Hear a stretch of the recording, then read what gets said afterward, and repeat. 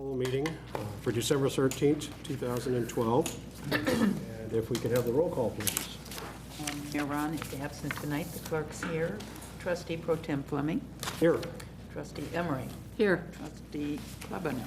Here. Trustee Scott. Here. Trustee Seneca. Here. Trustee Nero. Here. Manager Searle. Here. Attorney Zemanek. Here. Police Chief Mulhern. Here. Finance Director Parker. Here. Deputy Police Chief Gunther. Here. Deputy Fire Chief Connolly. Here. Public Works Director May. Acting Community Development Director Malik. All please rise and join me in the pledge. Pledge allegiance to the flag of the United States of America and to the republic for which it stands, one nation under God, indivisible, with liberty and justice for all.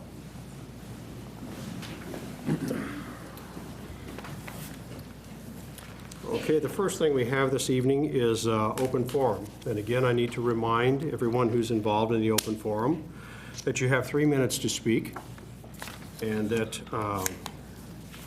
rules of order, common courtesy, will all be respected as well as that goes. So if there is anything more than 3 minutes, then you should contact the village manager to be on the next committee of the whole meeting. That being said, Mr. Bob Mueller.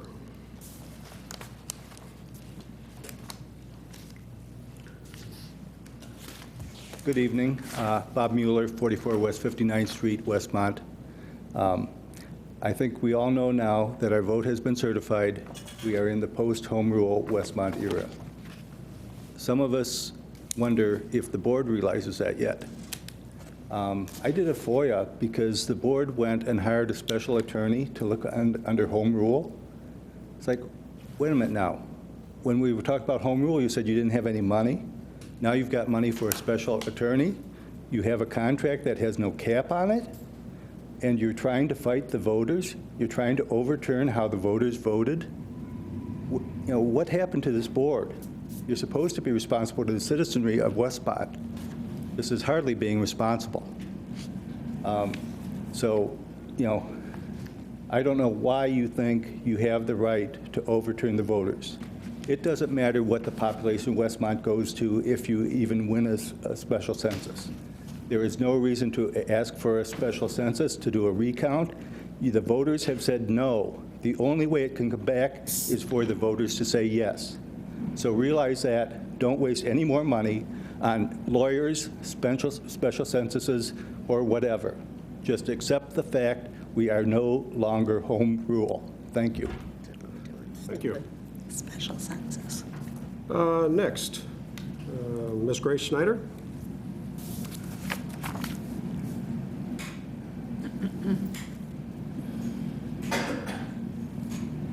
My name is Grace Snyder Kubica. I live at 547 West 61st Street in Westmont. I'm speaking to you as a citizen, resident, taxpayer, and property owner of this community. Time is of essence. The vote has been cast. It has been certified. We are no longer home rule. No more suspensions. No more postponements. It's time to finally put it up in writing that you have realized and have acknowledged that all of those ordinances are rescinded. Home rule has just been a problem for many. Now you're asking for more taxes. You raised over $7 million last year with your check. You didn't have to ask the voters. This time you'll have to ask the voters. And you've got a $180 million TIF in plan. I think that is just the south end of Westmont. I'm not absolutely sure if it covers the downtown area. That also is not covered under home rule anymore. That would be up to the voters. I assume you will be putting this to referendum. No, It's not a referendum item, ma'am. it is not No, it is not, necessary. ma'am. TIF is not a referendum item. Is it something, is there a cap on what the town can put the citizens in debt for then? It's not a debt situation. It's not a debt. It's not a debt.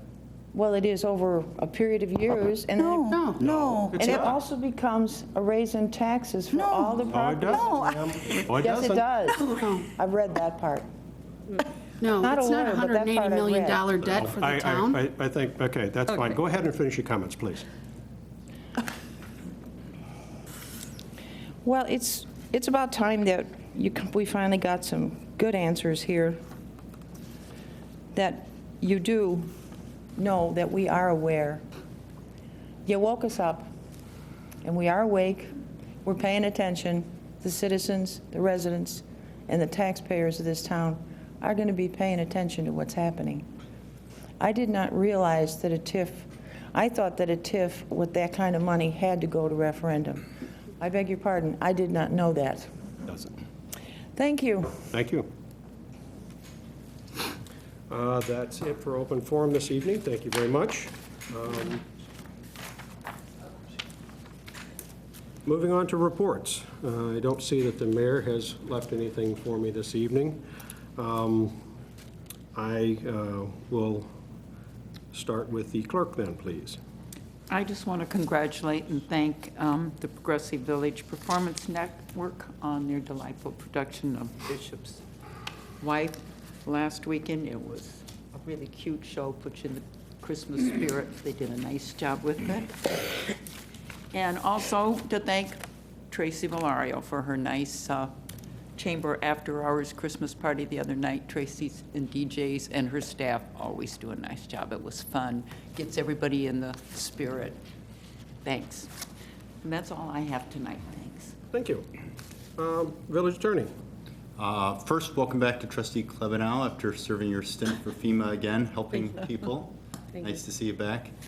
And secondly, this was mentioned previously, but the Open Meetings Act training requirement for all elected and appointed officials has to be completed by December 31st of this year. And that training is an online training. I know there are emails with the link to pull that up and get it done. I'm not sure who may still have that as an outstanding obligation, but would you like us to resend that link to everyone just so you have it? I have my certificate. Maybe to Planning and Zoning, we should at least send it, because I forgot to raise it at last night's meeting to them. Probably can't hurt to resend it. Aside from that, that's all I have. Thank you. Village Manager. Just a couple things. Passed out a supplemental purchase order list, and wanted to point out that this purchase order is for a vendor that you saw a purchase order for already. As you'll recall, we bid out repair work on the roof for the fire headquarters, and while they were doing that work, they discovered some need to do additional work that essentially had to be, they had to go ahead and do it immediately. It was an emergency type purchase because they had the roof open, and the only way we were going to get the work done was to go ahead and authorize that. So with the advice of the village attorney, we did a supplemental purchase order in the amount of $11,500. And, you know, as that implies, that's not budgeted, but we wanted to add that to the agenda for Monday. That was to complete that project, which was a budgeted project and was something that the board talked about doing half of the roof this year. And the project was publicly bid, so this is just a change order to that original contract. And then I wanted to mention that the finance ordinance amount for Monday is $1,392,156.32. And just, you know, and I understand the purpose of open forum and the opportunity for people to speak, but I think also just to clarify a couple of things. The attorney we hired is for as much as anything is for clarification in terms of what happens going forward with some of the things that we did. We didn't go out to hire the attorney to fight home rule. I think that's an overstatement, and I just want to clarify that for the public. The other thing I wanted to comment on is regarding the special census. I think as we realized after we postponed it from 2003 to 2007, I mean, we lost over $500,000. So I think there's a responsibility for the board to try to make sure we get the per capita revenue If that means that we go over that 25,000 threshold again, that happens. But I think we felt, as much as anything, that there was a need to make sure that was an accurate count. And I think it would not be responsible on the part of the village to make sure we're getting the per capita dollars that the taxpayers are due, so that we can, continue to provide the services. So I just wanted to make sure that that's understood by the public. I guess that's all I have. I'm sorry, I also should have reminded everybody that the filing for petitions for the April 9th election starts at 7:00 a.m. on Monday morning. So that will be the first time they can file. And it ends on December 26th. I know I've announced this over and over and over again because they changed it, but opening day is Monday, 7 a.m. we open. So that's all. Now I'm done. Truly. Did you want the authorized tow selection report? Is that part of, under yours, or? Oh, yes. Thank you, as I told you before the meeting started. I'm like you this evening, in terms of you don't wanna struggling be with like some me. of this illness stuff. I'm sorry about that, Chief. Yes, the chief would like to report on his tow selection. Every year, the police department we conduct a review for a list of authorized tow companies that are allowed to tow within the village. It's an annual requirement. This year, we've reduced our number of tows from 4 to 3 due to a reduced number of vehicles being towed. We've awarded the authorized tow companies for 2013 to be Chariot Towing, Action Towing, and Westmont Shell, and we've selected Chariot Towing to be our heavy-duty towing for trucks and stuff like that. Each company has been notified, and all applicants have been notified of my selection. I just wanted to publicly announce it here tonight. Thank you. Thanks. Thank you. And that's it, thank you. That's it? I think so. Done? Okay. Moving on to trustees. Trustee Nero. I have nothing tonight, thank you. Trustee Scott. Welcome back, Pat. Thank you. That's it. Thank you. That's all? Short and sweet. Trustee Clevenow. I just have a question, because there's a conflict in the calendar. Our fire department blood drive, the papers are saying it's December 19th, but on our calendar it says the 20th. So I would like to, make sure that, I don't know which one was right, if they changed it, so if somebody could verify it, it would be helpful. Don't know. Okay. We'll find out. Okay, because I read in the paper that it was the 19th. Whatever, 19th or 20th, it's going to be at 4:30 to 6:30 at headquarters, and turn in Monday for the exact date. How's that? That's all I have, thank you. Check here.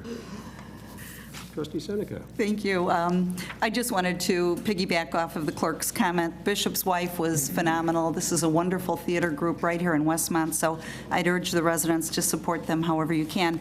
And then I wanted to congratulate our own Westmont Wildcat Midget Cheer Squad. They came in first in the country at competition this past weekend in Tampa. #1 in the country, the Westmont Wildcat Cheer Squad. They were just phenomenal. And the Pee Wee Squad came in 3rd in the country. So, Ron, I'd like to see us maybe invite them to a board meeting where we could really congratulate them and do it upright for them. They really represented this town great. And that's all I have. Thank you. Could we move the podium so we can see some of the...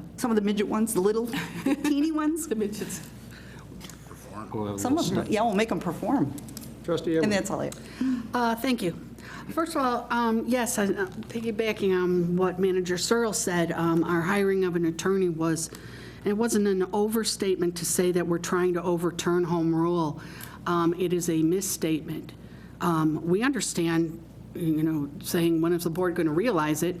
We know what the vote was, we understand it, and we hired somebody who is well-versed in an area that is pretty murky to give us an opinion on where we go from here.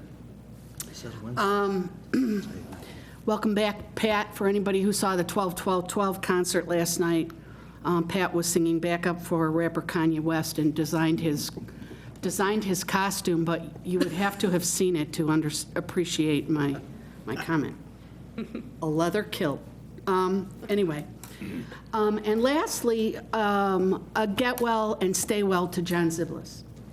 Yes. John works for the village, and he does a lot of the maintenance work around here, and he is a friend to all and absolutely loved by all. So a get well, stay well. That's all I have. Well said. Just welcome back, Pat. And I have to piggyback on a few things. As you have heard, I think there's some incorrect statements that were made this evening, which I pointed out at one point. A TIF does not have to go to a referendum as a vote. I don't understand where you came up with $180 million. That there is no dollar amount at this point set forth. There are two sections of the village which we are presently working on to do that. What this does is this brings in a way to bring in developments in order to generate more dollars. Those particular districts generate the funds to redevelop within them. And correct me if I'm wrong, but if the village were to go to 25,000 or over again, does it have to go back to a referendum, or it just has the choice? We'll cross that bridge if we get there. Just curious. But I think that's something more, and there'll be more information on the TIF as we go along, and I just wanted to say that it's not a bad thing. It's something that people need to do some homework on and really take a hard look at. But, There's all kinds of information on our website, too. a lot. So, Just to follow up on that, I mean, one of the things that we've talked about is some communities have issued bonds for TIF funding. But I think this board, and I think it's been consistently said, that that's not your interest and have no desire to do that. So I don't know if that plays into the wrong conclusions or not, but that's been, publicly discussed many times. okay. That being said, on we go into any items to be removed from the consent agenda at this point.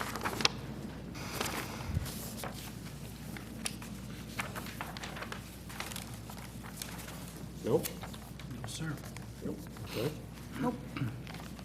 Unfinished business. Just for people watching at home, the consent agenda consists of the village board meeting minutes of November 29th, 2012, and December 3rd, 2012, finance ordinance 16, and the outstanding purchase orders. And a proclamation. And a proclamation for the National Impaired Driving Prevention Month of December. And the National Impaired Ability to Read an Agenda Month. December. That's why I said to the manager, he doesn't want to be like me. Actually, when they sent it out, they called it the 3D proclamation, which they found strange. Yeah. Never seen a proclamation in 3D. Yeah. Okay, unfinished business, 2012 property tax levy. Number one, conduct a public hearing on December 17th regarding the property tax levy. Two, adopt the 2012 tax levy ordinance in the amount of $8,057,089. Thank you. Good evening. As you know, this is a topic that's been addressed several times. I'll try to be brief because this has been discussed several times and because the official public hearing is on Monday, and we'll hear about it yet again on Monday. But to be brief, as was mentioned, this is the step in the property tax levy process where we adopt the official levy, and so that's what will occur on Monday, is we'll have the public hearing and then adopt the levy for the amount that, right now, the anticipated amount is the amount that was read earlier, the roughly $8 million. As we've discussed at previous meetings, initially the board had proposed a smaller amount. Initially the board had proposed an amount when the board had home rule authority and was not subject to the property tax cap limits. As we've discussed at several meetings in the past, typically the strategy this board has had when we were home rule was to attempt to try to stay underneath the property tax cap. As we know, it's always a guesstimate. The board's achieved that goal for the items other than the pension with an average variance of about 1% previously. And with that in mind, that was our goal this last time, was we tried to estimate the lowest amount we thought the property tax could be and tried to levy an amount that would be a little bit less than that. However, as we've also discussed, typically under home rule, and the village previously, when it was non-home rule, typically non-home rule communities, those that are subject to the tax cap, will try to levy a little bit more than the highest they think the tax cap might be, because the tax cap will cut them down and only provide what's allowed under the tax cap. It's important because of the loss of flexibility. With home rule, the municipality has a little more flexibility with other revenue sources, as well as the ability to levy the amounts that are needed in the future. Whereas without home rule, each year's property tax is based on what the prior year's property tax was. So if there is an issue in the future, it's important that in all the past years, the village has levied as much property taxes as could be allowed. So that was increased, and that was discussed, it was brought up at last board meeting. We discussed that change, and then the new amount was also published in the paper for the public, so the public was able to hear about that new amount and be able to discuss it at the public hearing on Monday.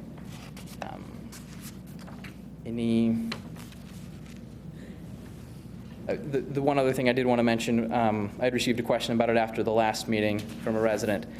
Somebody had asked the difference with the change, kind of how we thought that would impact an average resident, and I mentioned it the first time we discussed it, but I had neglected to mention it on Monday, so I wanted to mention it this time.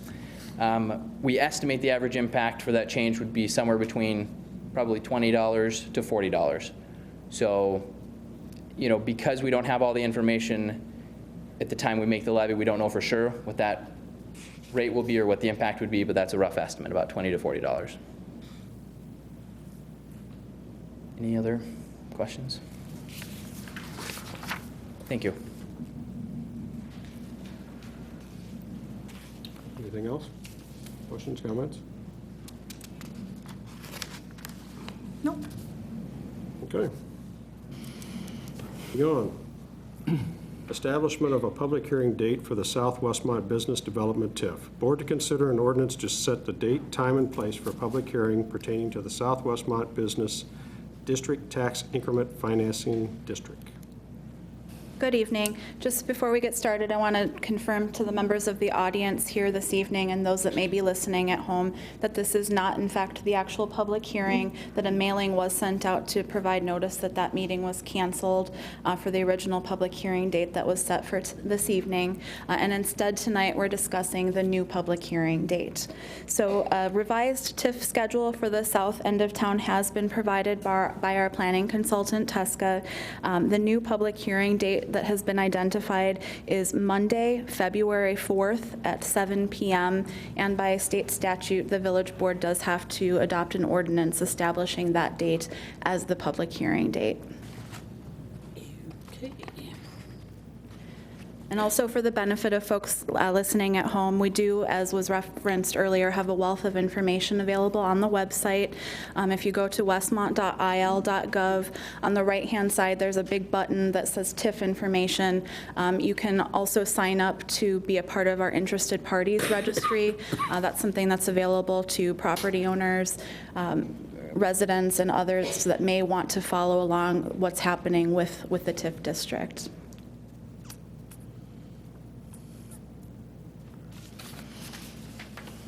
Questions or comments?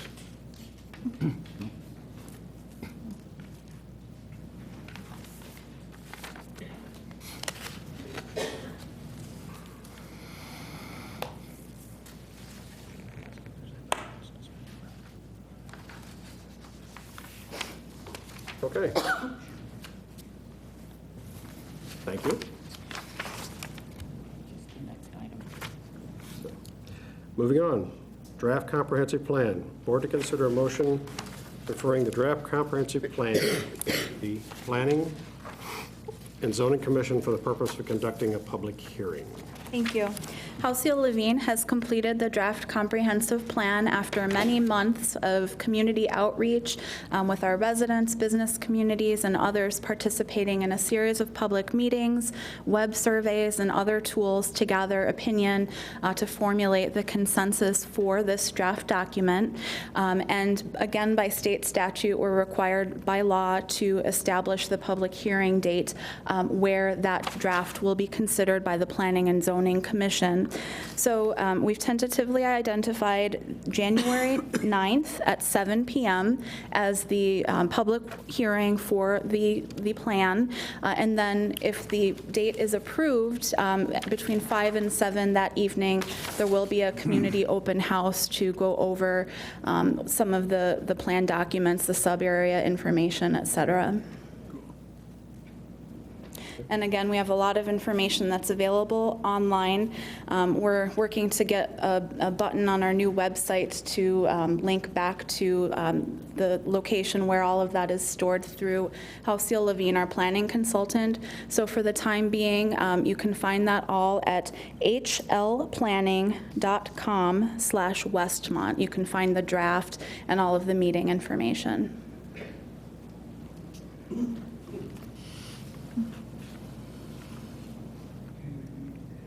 The web address? Certainly. It's hlplanning, planning.com/Westmont. And we will have a link up on our website in the next day or so.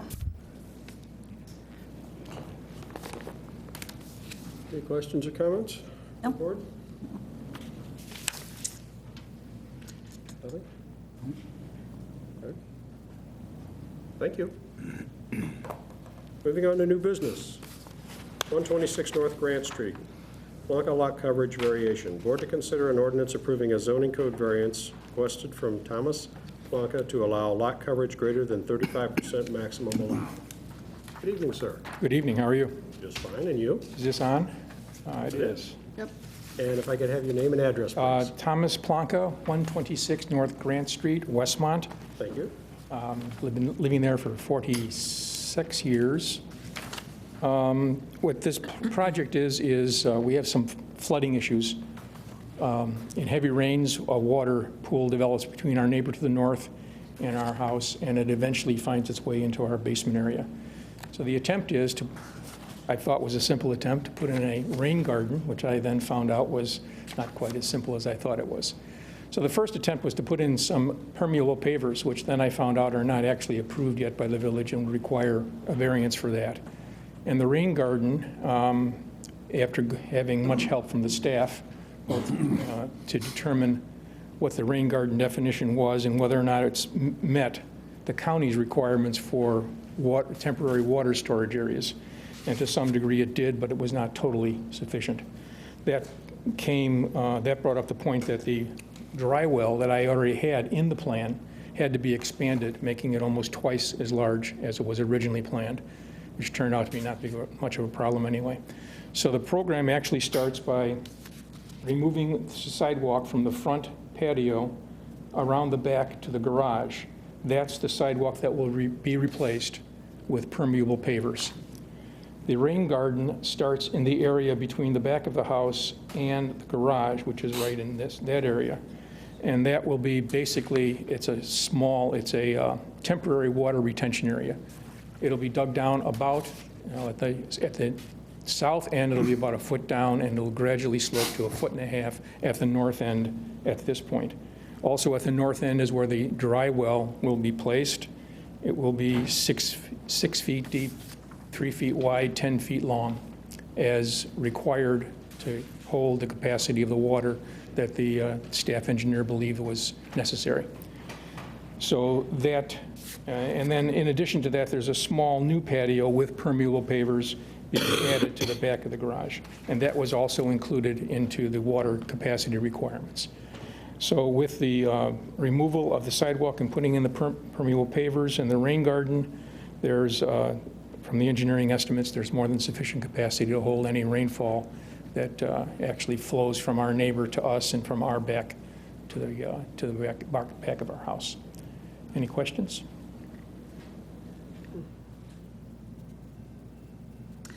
With the suggestion of a larger size proposed dry well, how do you, once that's constructed, how do you cover that up so you don't have a danger for anybody on the property? I'm not familiar with dry wells. As I understand it, technically, it can't be covered. It has to be rock-solid surface. So it's a solid surface, and it's rock-filled to meet the requirements from the county for a dry well. What are the surface dimensions? I know it's 180 cubic feet, but what are the surface 3 dimensions? feet wide by 10 feet long.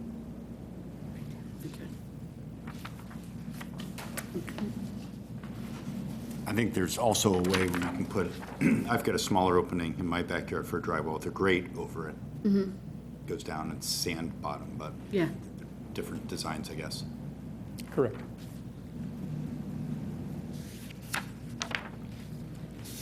Any other questions?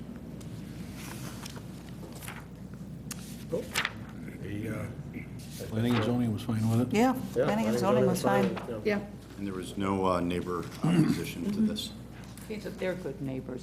They live a block west of me. Their property's always nice. Thank you very much. Thank you. We will vote on it Monday evening, sir.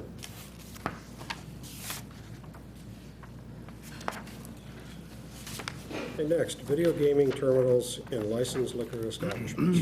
Or to revisit and consider reversing the Village Board of Trustees vote taken on October 19th, 2009, where the village opted out of licensing placement of video gaming terminals with the Village of Westmont. Reversing the vote will allow video gaming terminals in Westmont. Yes, Chief. Good evening. I'd like to read a review which I read at the August Public Safety Committee meeting, which would give everyone for the board, the public, as well as those watching on TV, a quick overview of what the regulations and rules of video gaming are. In 2009, the Westmont Village Board of Trustees voted to opt out of video gaming in Westmont until the state of Illinois and the Illinois Gaming Board adopted legislations and rules governing the licensing and use of video gaming terminals in Illinois. That was done in 2012. And I think a quick summary of the Gaming Board's administrative codes. And there's a definition of interest, and there are only 4 types of licenses of video gaming that can be licensed. A licensed establishment is defined as any retail establishment licensed under the Act where alcohol liquor is drawn, poured, mixed, or otherwise served for consumption on the premises. This would not include locations within Westmont where packaged goods are sold, such as Jewel, Westbrook Market, convenience, food store, etc. In Westmont, there would be 43 eligible licensed establishments that could apply for a state video gaming license, and again, this was as of August of this year. A licensed veteran establishment, of which there are none in Westmont, or a licensed fraternal establishment, which is defined as a qualified fraternal organization that derives its charter from a national fraternal organization that meets regularly. This could possibly be the Knights of Columbus would qualify. A licensed truck stop, which there are none in Westmont. What's a video gaming terminal? It's defined as any electronic video game machine that upon insertion of cash is available to play or simulate the play of a video game, including but not limited to video poker, lineup, and blackjack, is authorized by the Illinois Gaming Board, utilizing a video display and microprocessors in which the play can receive free games or credits that can be redeemed for cash. The term does not include a machine that directly dispenses coins, cash, or tokens, or is for amusement purposes only. A quick summary of the state's Video Gaming Act requires a video gaming terminal may not directly dispense coins, cash, tokens, or any type of article of exchange or value except for receipt tickets. Tickets shall be dispensed by pressing the ticket dispensing button on the video gaming terminal at the end of someone's play. The ticket shall indicate the amount of credits in the cash award. The player shall turn in his ticket to the appropriate person at the licensed establishment to receive their cash award. A maximum wager that a player can play per hand, and the maximum they could play per hand would be $2. No cash award for the maximum wager on any individual hand shall exceed $500. Cash is not dispensed by the terminal. The player must present again a ticket to the employee. You would need a valid terminal handler's license to have access to the inner workings of a terminal.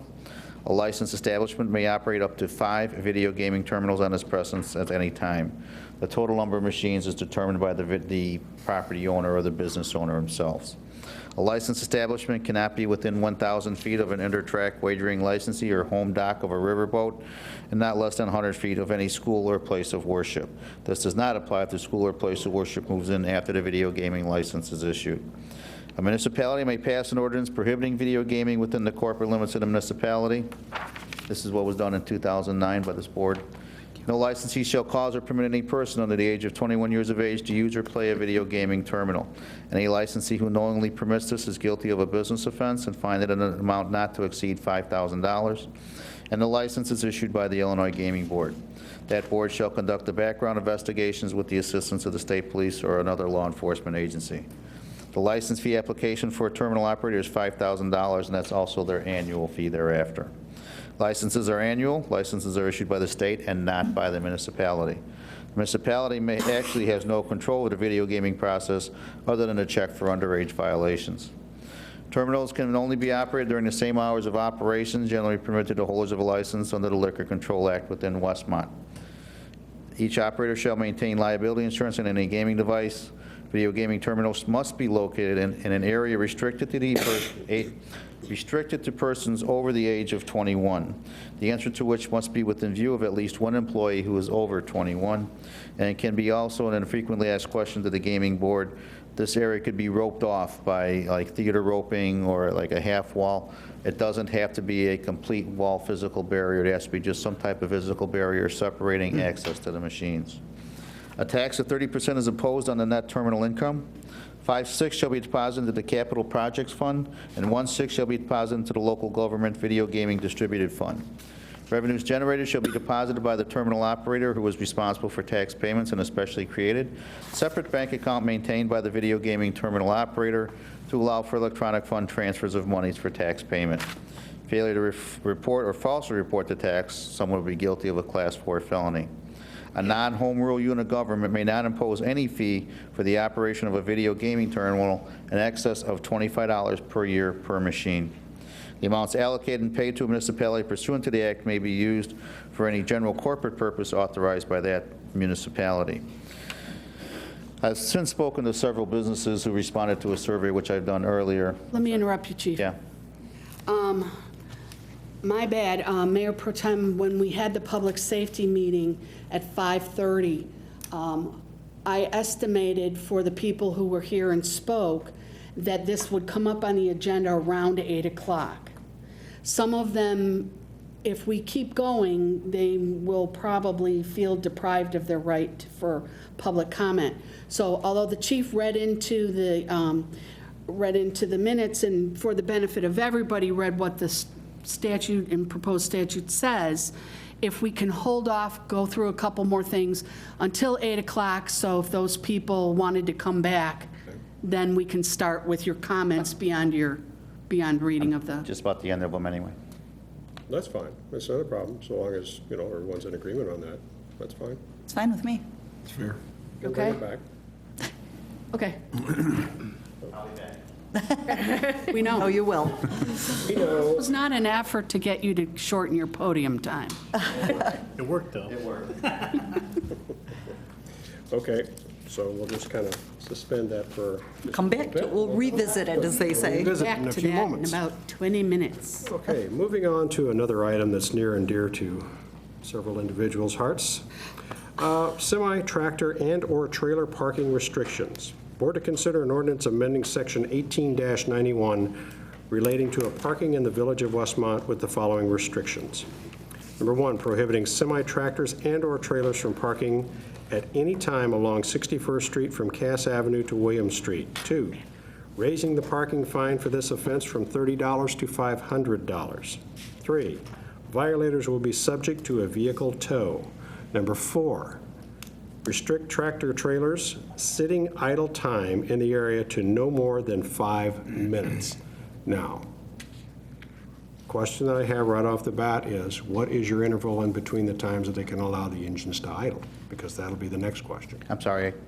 What was? Period of time in between the idling. If they shut it off, how long before they can shut it back on again? 30 seconds to another 5 minutes? When creating the sheet, one question I know, and I'm not a truck driver, nor will ever profess to be one.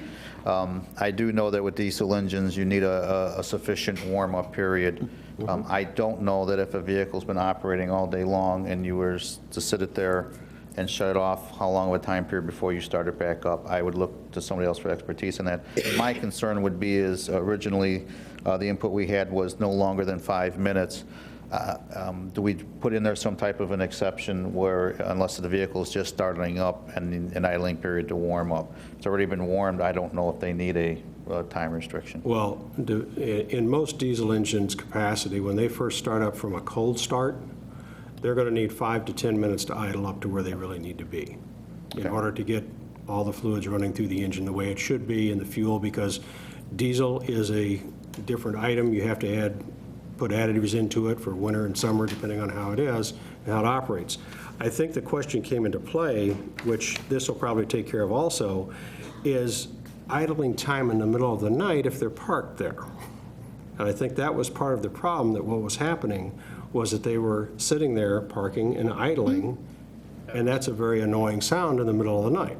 Well, not that, as well as the exhaust fumes. We had a incident similar to this on Quincy Street when there was a business on the north side of Quincy, residents on the south side. Trucks would park there because they would arrive at 10 o'clock at night, and they could not make their delivery until 6 o'clock in the morning, and they would have their engines running, and we came to an agreement with the property owner. Delivery trucks have to turn their engines off when they make their delivery. If you're, again, 10 minutes would be the most time that an engine would meet, and diesel would be needed to idle, to warm up. I would say that would be our time limit, would be 10 minutes. Yeah, because that'll allow not only the engine itself to heat up, but also any hydraulics you have for your air brakes and that to build up your pressure that you need to. Good thing it's not a hill, or we'd have the jack brakes going down the hills, too. Yep. This is near and dear to my heart because there are plenty of residents that have come to me in my other capacity on a homeowners association and said, you know, I was going to file an architectural request to build a deck, but why should I? When I look out my windows, I have semis parked right there. And the chief has been very diligent in this issue. And I think what really did it was we have all kinds of signs on 61st Street that at least say no parking this side of the street. And this guy drops his trailer right in front of the sign where he was in the cab. The sign was on the post right in front of him. And he drops it and leaves it. And the officer came over to ticket this drop trailer that's sitting right there in the street, and it was only $30. And I'm like, I of course wanted it towed, but at the time we didn't have the capacity. And as the chief said earlier, chariot towing, now we have the capacity to tow these things. Yes. So I just wanted to let you know where this came from. These guys it is still being looked at as to whether the rental of semi-parking space is even legal where it's going on over there. But it's funny that you mention truck stops and there are none in Westmont. I beg to differ with you. There's a truck stop right around Anchor Rock. I mean, Right on 61st right Street. there. There is a concern. Trustee Emery is correct. Anchor Rock is a business park or a business with a U-shaped driveway in the back. Myself, Deputy Chief Gunther, earlier this week went back there on a Thursday night on my way home after a board meeting. I drove around, and there were 20 tractor trailers / semi trailers parked back there. I went by on a Saturday, and there was the driver dropping a trailer, picking up another. And I think that's how that trailer ended up on 61st Street, that they needed some room put on 61st to move around. And then again, I believe it was Friday night, or a week ago Friday, coming off 61st Street was a huge semi at around 9 o'clock at night. No businesses were open. And so the question is, are they storing vehicles, trailers and tractors there? What exactly is the use? And again, we're working with economic development, to work on that, so. So the question here would this be, comes from. I guess a couple questions I have, and for the board's clear, maybe for John's, do we limit this to just this location? Is this village-wide? And then also, too, if the vehicles are on private property. If a truck were to be parked in a business lot someplace else in town idling, does that restriction apply to them as well? I see up in our industrial park up in around Ty Park. A lot of them sit in idle right in the driveway, right where the cab is just behind the sidewalk. So they're on private property. I mean, we're playing this game here, so, this guy needs to understand it's not funny. So if you don't know the answer, could you find out if we can do this on private property? Limit the idling. On private property, yeah, we'll look into that. As far as this issue, I know the title says we're amending code section 18-91. We weren't quite sure where that came from. That came from staff who was helping me during the draft a sheet. That is actually a zoning thing and not a parking. That's a building. Right. We would be looking to amend our parking restrictions. So there's actually two provisions. One is the Chapter 58, which is offenses and miscellaneous provisions, because we want to increase the fine to a maximum of $500 for a violation. And then the other section is the parking section. Yes. So the question, should this apply to, the way it's worded is there's no idling of trucks or parking of semis adjacent to a residential area, in or adjacent to a residential area. So that would apply throughout town. Good. However, in looking at this, the actual restriction in Chapter 78, right now, we have a provision that specifically prohibits, and maybe this isn't what the intention was, prohibits the parking of a semi-tractor and/or trailer over 1 ton at any time along 61st Street from Cass to Williams. Is that what the intention is? We So still want that because they do park along there. If on Plaza Drive and back in the business park, the semis are moving regularly. They might stop one, but they're moving another one out of a loading dock. And they're not adjacent to a residential area, and where they are close to Cordia or, the houses across Cass, those guys are moving and stuff. This is a different situation. So we do want to keep that they're not allowed to park on 61st Street at any time. Okay, and then we go on to say, at any time that a vehicle is idle for more than 5 minutes, it shall be considered parked, whether or not it's attended. So, again, we've got it around the potential of someone sitting in the car saying, well, I'm not really parked, I'm just waiting, and being there for 6 hours. I think we need one more section which prohibits parking on any street, which is parking and idling on any street adjacent to a residential district. Yeah. And we currently do have a restriction of vehicles over 1 ton being parked in a residential area. We had semi-drivers taking their trucks home, and that's been in effect for years. Right, so we've got a situation like we do here, where we have 2 different zoning districts that butt up against Correct. each other. So they could argue, well, I'm on 61st Street, let's say we didn't have a parking ban for semis. I'm on 61st Street adjacent to OR manufacturing, I'm okay. And so I think we need that extra language. That's good. And I think we're working on the other situation also to Yep. clarify the actual leasing of parking of semis. Can I comment on this? Just a moment, okay? Thank you. Chief, you got anything else? No, sir. John? Okay. On there, though, it talks about trucks near residential area, and I didn't like the word near. How close is near? Can you point me to that? Under additional background, the amount of idling trucks near residential subdivisions for long periods of time. You're reading the agenda? Yeah, that's a, Yeah, yeah. the ordinance The says ordinance adjacent. is Okay. a little more specific. So it says, talks about, So that talked about the adjacent. That's where you're coming up with the adjacent, okay. If I could add one more thing, and this, again, too, a truck would be a vehicle over 1 ton. So a truck would not be a pickup truck or something along those lines, a delivery truck like a FedEx or something. Yeah. How about the school buses? Because they do, I see them on 61st sometimes. I Yeah, I don't know, all the time. All the time. How much do they weigh? over a ton. Yeah, but I don't think they're Over a ton. classified as a truck. I don't think we have any regulations, because I know we have several school bus drivers in town that will park their bus in front of their home after the morning drop-off and go back in the afternoon. And we've got one on Des Moines that parks on the corner. Yeah. This is just specifically for trucks, not for school buses. Okay. Well, we should exempt school buses then, because it, Yeah, Because they do use that corridor, and they do sometimes sit there. I've seen them. Yeah. Have you seen them? Yep. Then maybe we need to just kind of pay the bus barn a little visit and say, hey. That's Or what they identify the do. driver in the area. And I don't think it's the school bus company parking on 61st. They could have industrial, because that's right up against their property, but I would assume it's a Well, they driver. park on 61st so that the boss doesn't see that they're sitting there, Okay.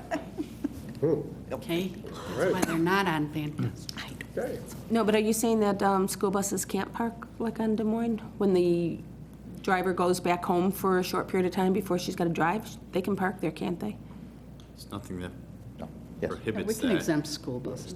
Yeah, and I mean, it's not like they're there for hours on end or Yeah. They shut it off and go in the house and Yeah. have lunch or Time to whatever. pick up. Yeah, I mean, Yeah, but it's it's not, quick. to me, it's not a Yeah. nuisance, so, okay. And they're not idling like, No. Yeah. Yeah. Yeah, they're a very short period of time. Okay. That's all I had, sir. Next item. Name and address, please? John David Svitak, 403 North Park Street, Westmont. Yes, sir. When I initially read this on the agenda, my first thought was that outright ban for truck parking on 61st Street was excessive. After listening to the chief of police here and the board about how the vehicles up in the Time Warner Park area move along, that seemed to be reasonable, as long as they're moving along.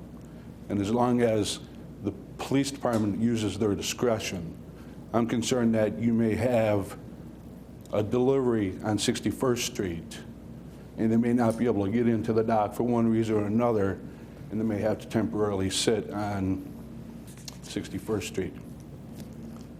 Now, I happen to work for First Student myself, and you may see buses on Van Industrial, you may see buses sitting on Williams, you may see buses sitting on 61st Street.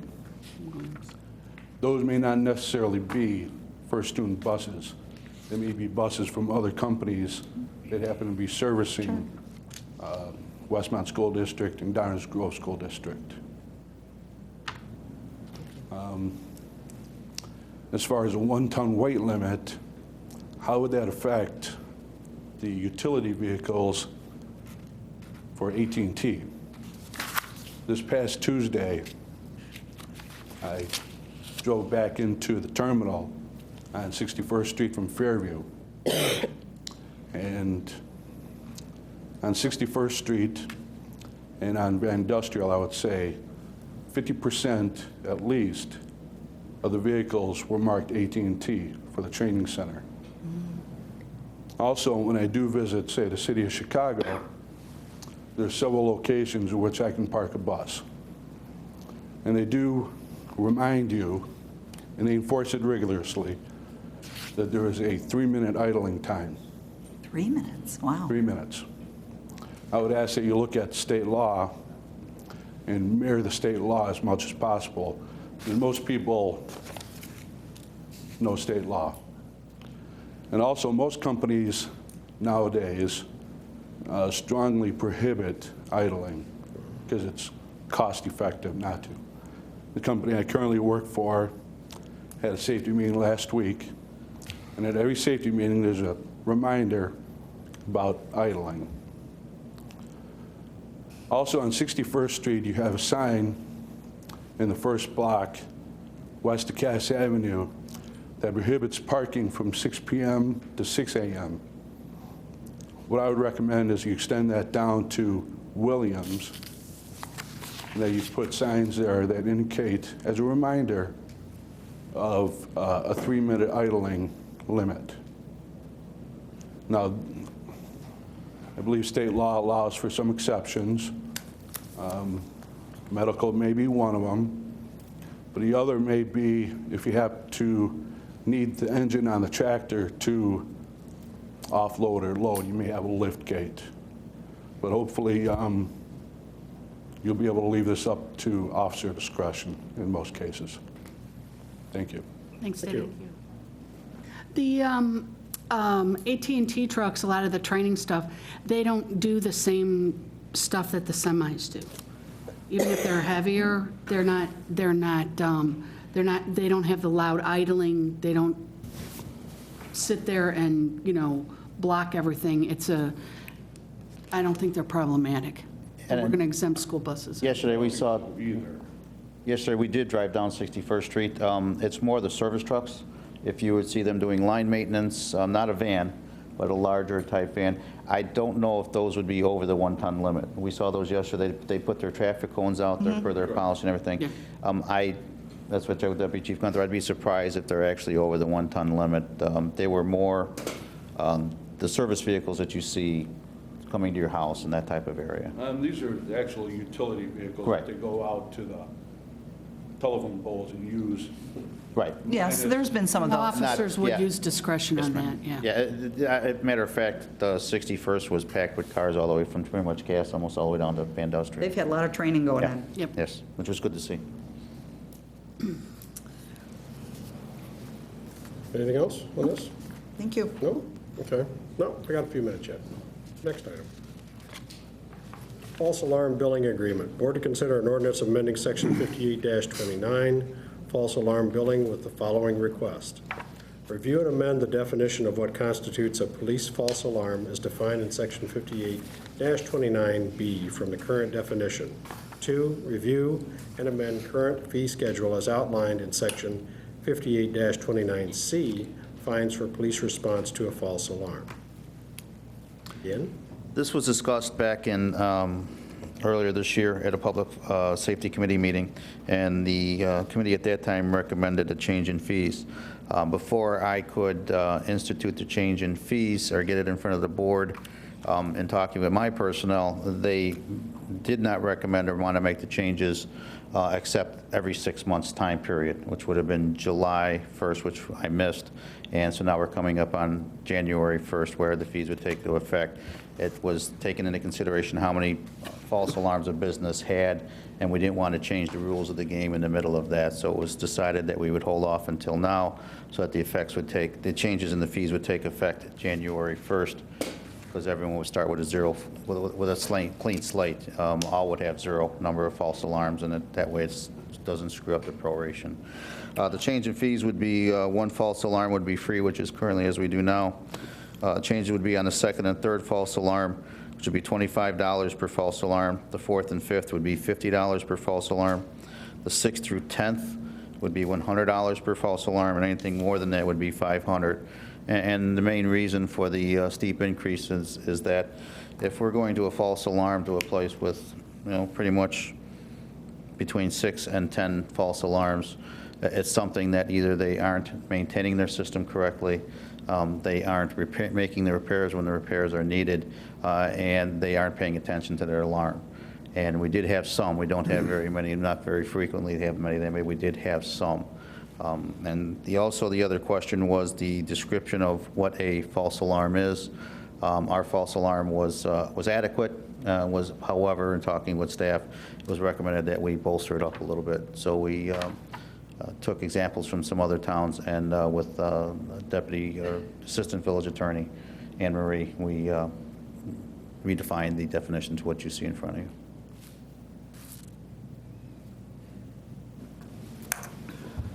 Questions? No? Okay. 8 o'clock? Not Yeah, yet. I think we're pretty good. Pretty good. It's close. Which is close enough, I think. Okay. Well, then we're going to go back to the video gaming at this point. Resume. As I said earlier, I'm just about done here. Again, a non-home rule unit of government can place a fee not to exceed $25 per machine.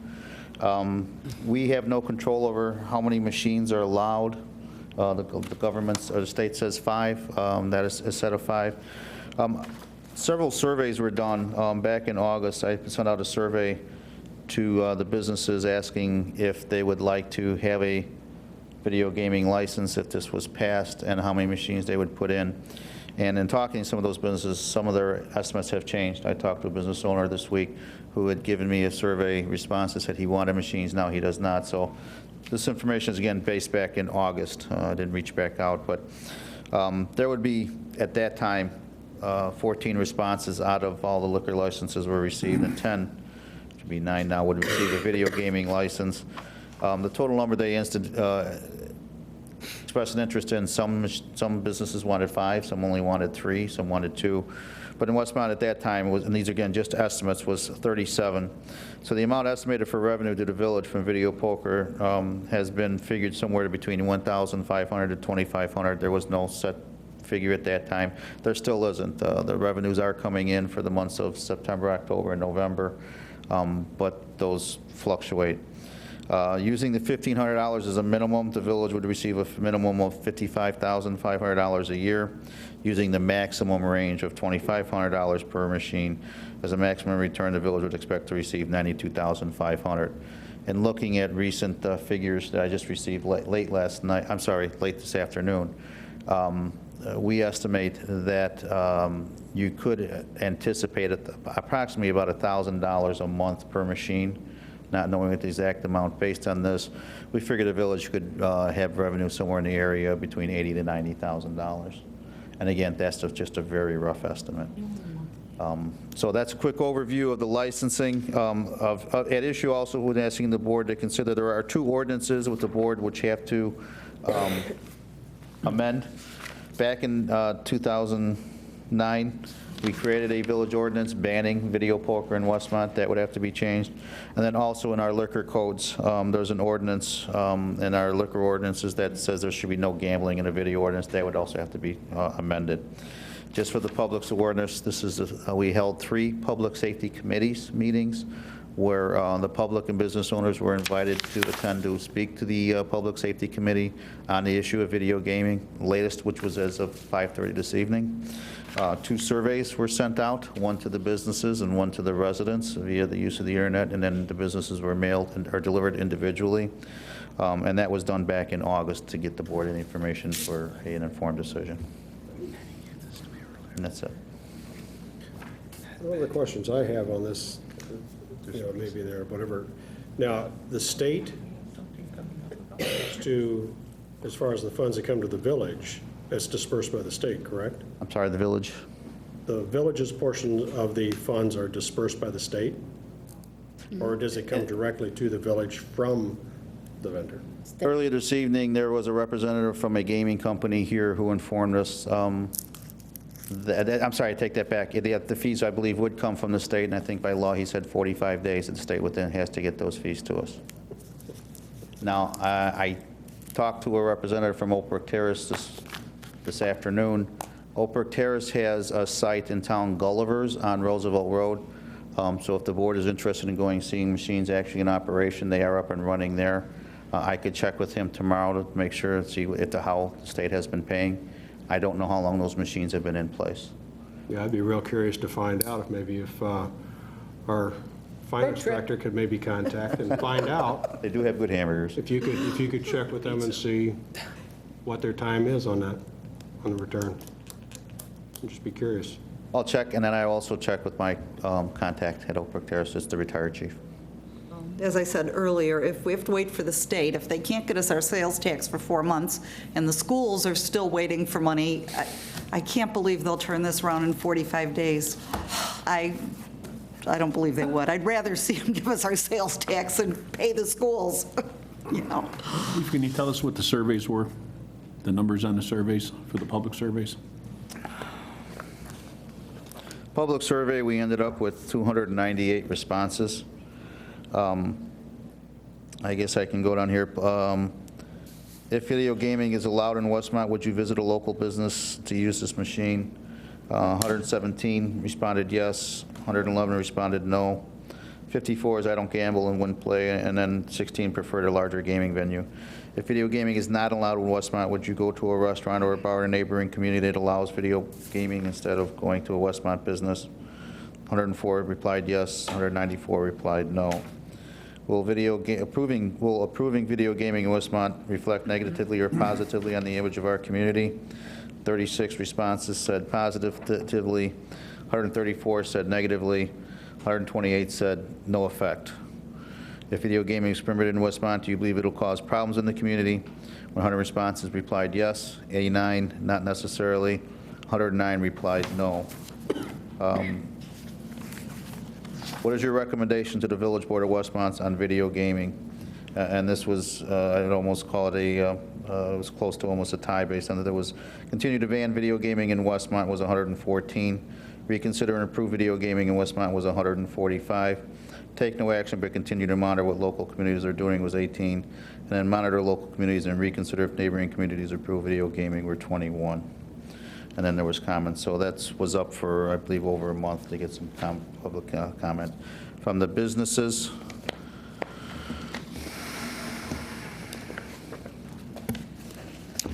54 surveys were hand-delivered to local liquor license businesses.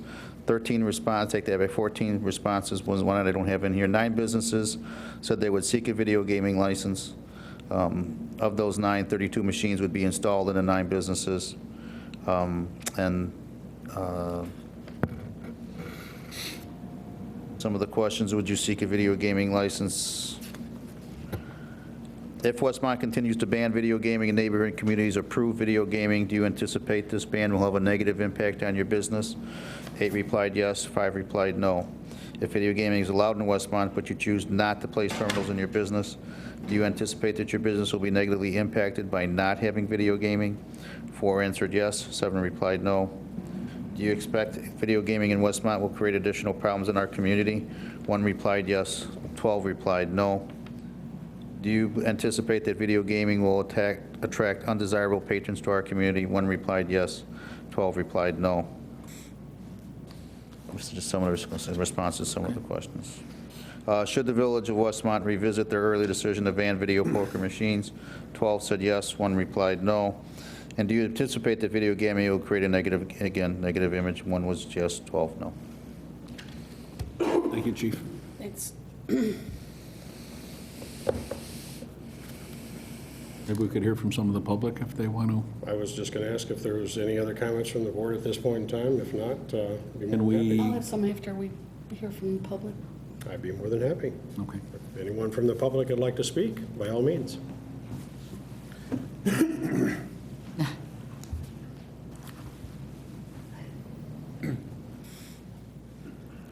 I'm Judy Anderson from Suburbanite Ball. I'm not 100% sure our owners will apply for a license, but as part of our managers, our fact-finding efforts, we did give a survey to our customers. We had the survey out on our counter and handed it out to league bowlers for 1 week. And it was just very basic. I said, the Village of Westmont is considering video gaming for Westmont businesses with liquor licenses. If they pass it, what is your opinion on video gaming at Suburbanite Ball? And their answer was, yes, yes, I would like to see it, and no, I would not, or I don't really care. We had 225 responses. 122 people said, I would like to see video gaming at Suburbanite Ball. 46 said, I would not like to see video gaming at Suburbanite Ball, and 57 had no opinion one way or the other. So I just thought, I forgot that we did this because we did it back in the last time, and so I just ran them back to the office and got it. Thank you for your consideration, all of you. Thank you. Thank you. Thank you. If anybody wants to look at these, there's a few comments. Some of them are silly. No, not bad. Good evening, John Svitak. I'm here in favor of video gaming for the same reasons that I was in favor of not banning smoking in public places. I'm not wanting this village to put our businesses at a disadvantage to the businesses in surrounding communities. If the businesses wish to have video gaming, they should be allowed. If the patrons choose not to patronize those businesses because of it, it's those businesses' loss. Thank you. Thank you. Thank you, sir. Anyone else?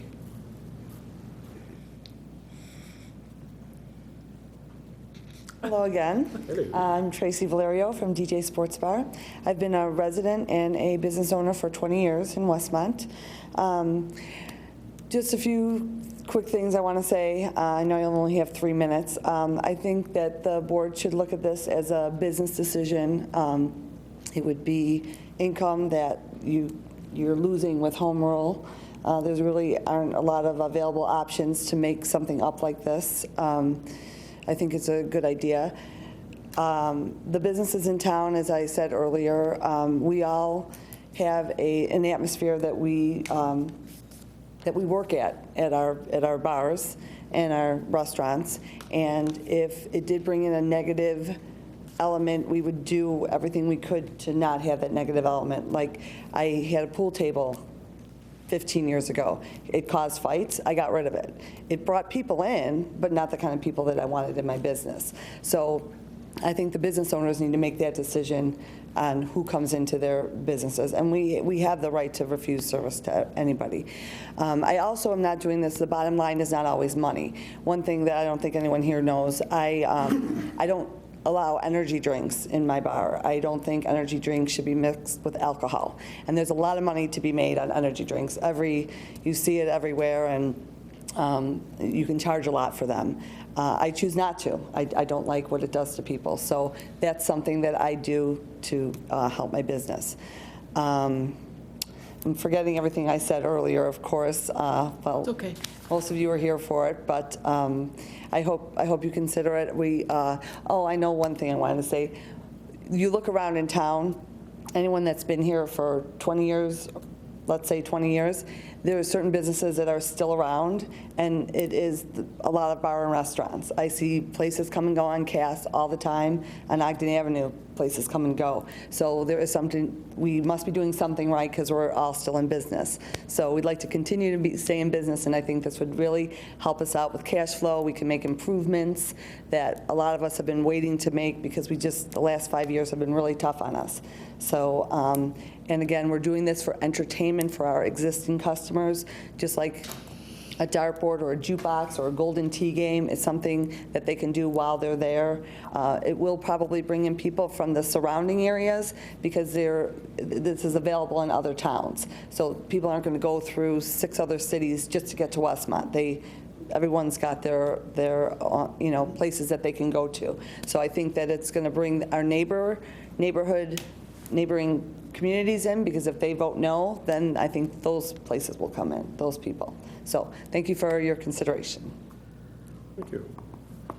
I think unless anybody else wants to say anything, I think there's a misconception out there that there isn't any gambling in Westmont. I think there's been gambling in Westmont probably for 90 years.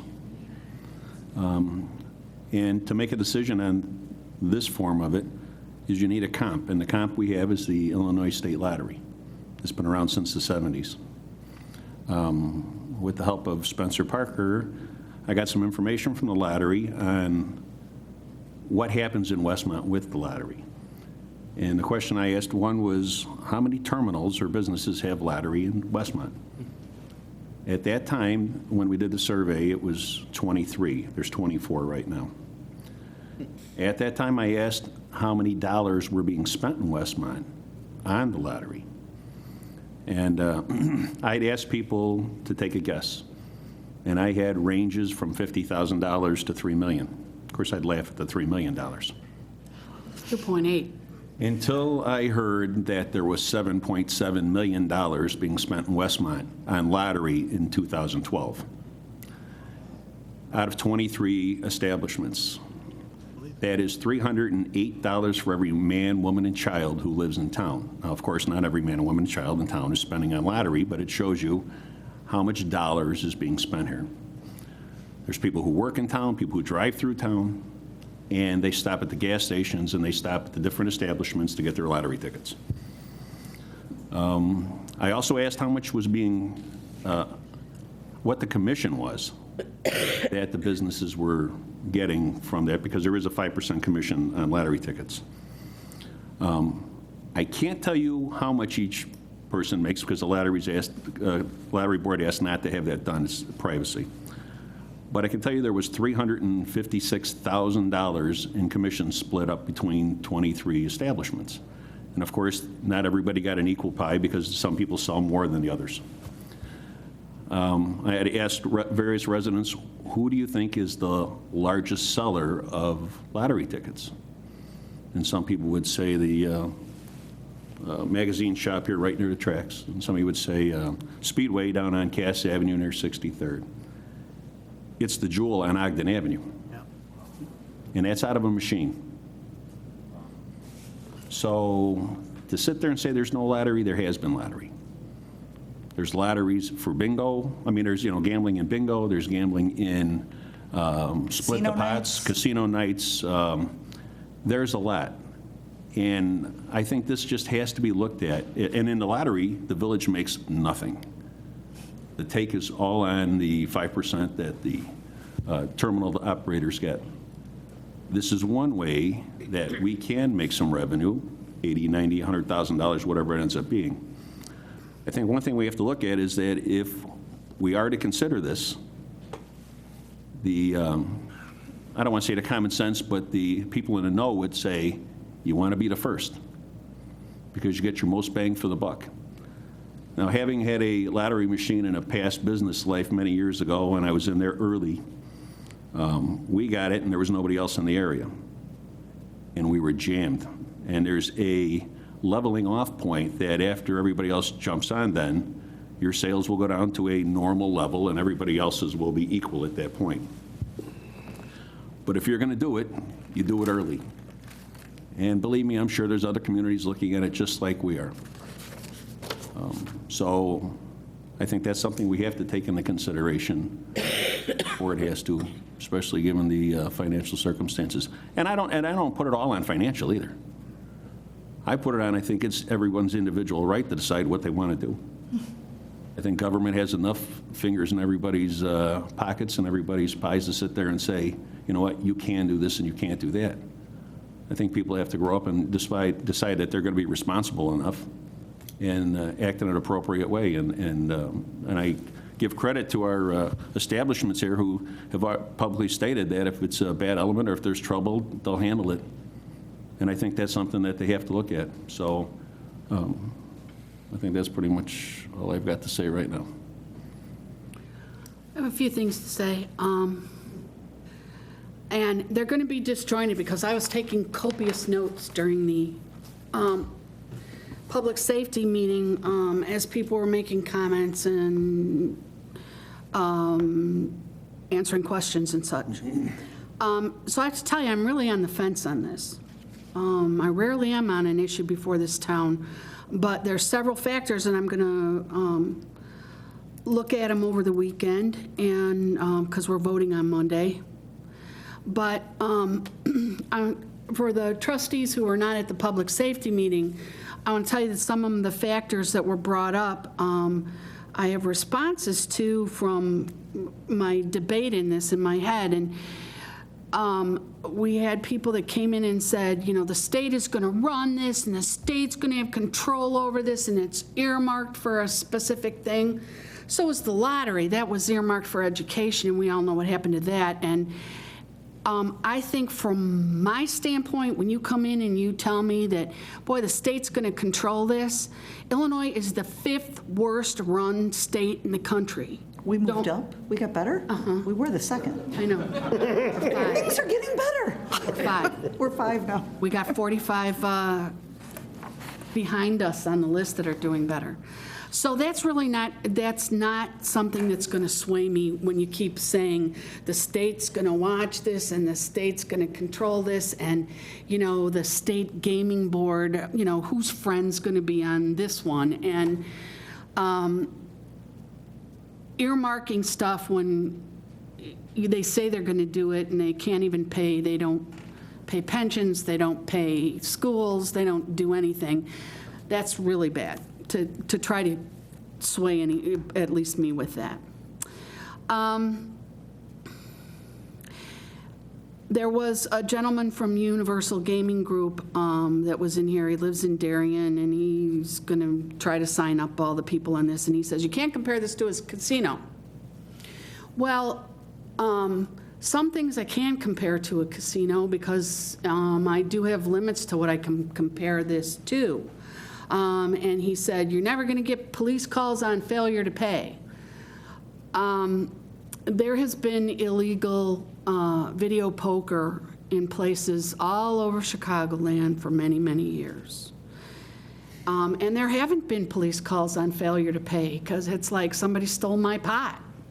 You can't call the police on failure to pay when it's illegal to have the video gambling for money anyway. Des Plaines, who happens to be one of my clients, as you know, built Rivers Casino. They have video gambling, they have video poker, they have video, all kinds of things, granted on a much larger scale. The first 365 days that Rivers Casino was open, they got 1,400 police calls. Not 1,400 fights, not 1,400 arrests, not 1,400, this machine's not paying. 1,400 dispatched police calls to Rivers Casino. So to tell us that, there's not going to be police calls, I'm not going to believe you on that, because there are going to be police calls. It might be a fight, it might be the thing's broken, and so, the guy pulls out his, now he can carry a handgun and he's going to shoot the machine or something. But we're looking, and my concern on any police calls because of video incidents, because of video, may or may not be a factor, but as the chief knows, those of us who live south of 59th Street, when it's that time of the day where we only have one squad car patrolling all of Westmont south of 59th, and the chief is, his assessment and answering questions, he's not taking a side, which is appreciated by all. But he said the police involvement, if this goes ahead, would be increased enforcement checks and increased, the stings and the underage and the violations, and step up on these enforcement checks. And if people are going to stay longer because, they're running hot, they're going to drink more, and is this going to step up the DUIs and the resultant DUI accidents? I don't know about that, but it's a factor. And from the standpoint of protecting our residents, anytime that one officer is taken off of our huge and most densely populated part of the village in order to do step up of enforcement of video gambling, I don't like that. I don't want more junk happening at Eagle Creek and at the ponds and at Twin Lakes and in my neighborhood where there was a strong armed robbery. And this, if that one cop is doing enforcement of video gambling and I got people being robbed by punks who live in Eagle Creek right outside my front door, that is not where I want to use our police force resources.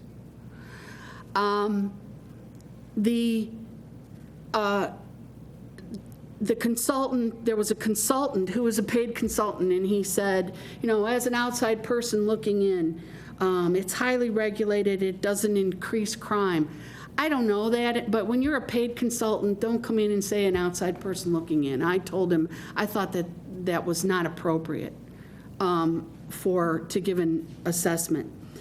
I'm extremely concerned. There was a gentleman here who's a real estate developer, and he talked about going into towns and the video gambling license is tied to a liquor license. And he explained that most of the gamblers they put in a coffee shop with a liquor license so that their highest incidence of people who like to gamble but don't want to be caught dead in a bar are women over the age of 40 where they feel comfortable in a coffee shop gambling away. And he said, so I can tell you unequivocally, the empty stores in town, this will bring businesses. First of all, anybody that tells me that, they don't have a clue about this town, because we have just pussyfooted around why there are empty stores in this town. The landlords, from my opinion, the landlords wanted a moratorium on enforcing the fire code. As a result, the buildings in town are not up to code, and landlords who are trying to rent to people, often, not all, have wanted the tenant to bring them up to code. So in the big scheme of things, and I've talked to many business owners in this town, if you are going to invest your life savings in a small business and make a go of it, who in their right mind is going to invest in something that isn't even up to code on fire? So in my humble opinion, that's why we have empty stores in town, not because we don't have video gambling. The two most, well, there's three things. First of all, on October 19th, 2009, this board unanimously voted to opt out of the licensing and placement of video gaming terminals within the village of Westmont. There are a lot of people in town who thought that was a done deal. They may or may not be aware that we are revisiting the whole issue, but it was unanimous at that time. The same things were raised. I don't want to forget that for the residents, but here's my top two things, and so I'm still on the fence about this, is the town's image. As soon as Oak Brook Terrace went to allow video gambling, and we were considering it, Oak Brook ran to their village board and they immediately stopped it again. I don't think you're going to see video gambling in Clarendon Hills, in Hinsdale, in Glenview, in Winnetka, in Burr Ridge. It's an image, and there's no getting around that. And I, for one, if we vote for it, I'm all for changing Westmont's name back to Whiskey Hill. Let's make this an entertainment center, and let's really bring in the entertainment and the people who want to come to Westmont to spend their money. Let's not just dabble at it. But the most concern to me, bingo gambling, lottery gambling, is not done unless the kid looks pretty old by people, by minors. We cannot ban it from establishments that allow children. It has to be open and cordoned off so the video games are visible at all times. The reason my concern, and the biggest concern that I have in trying to do the best for this village and for its residents, is if you are in an area where, kids don't go into bars, but they do go into restaurants that serve alcohol. Kids don't go into bingo halls because they're not allowed to do that. To have video gambling with cordoned off where little kids can watch the behavior of people gambling. They don't see what happens unless it's their mom or dad and they do a scratch off or, they have a winning ticket. If you combine, in my opinion, and this is only my opinion, you combine alcohol sometimes, lots of alcohol, and someone sitting in front of a machine that they are waiting to pay it off. You see it in casinos all the time. There is colorful language, of which I am often guilty of myself, but I don't have kids. There is the, if you lose, there is that, the swearing, the colorful language there. Psychologically, I don't think little kids should watch how people get enmeshed in a gambling situation and how they behave. I would not be on the fence at all if we could ban it where there are limited to bars where kids aren't allowed in. I would have no problem with it. But I do have a problem with little kids being able to watch what would be extremely embarrassing behaviors and at times.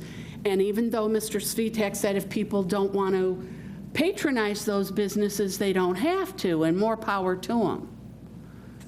But what are you going to do then? You're just going to sit there and go, okay, we can only go to certain places, and Dad can't, Mom's driving and Dad can't have a beer, and what if we didn't know that Papa Pacero's, who's had a video game room for a million years to entice little kids, is also having gambling machines.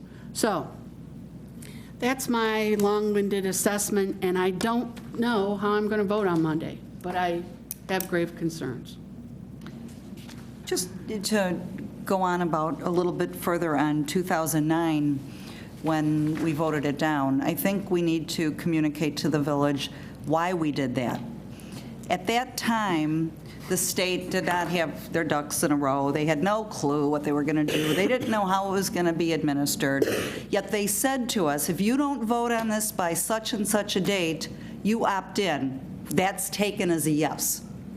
So we voted no for the purpose of not being forced yes, but waiting for a time like now when we have more information. So we never really voted it down. We were put in a position where we had to, or we would have, quite honestly, not even had these discussions, because we probably would have opted in without thinking about it.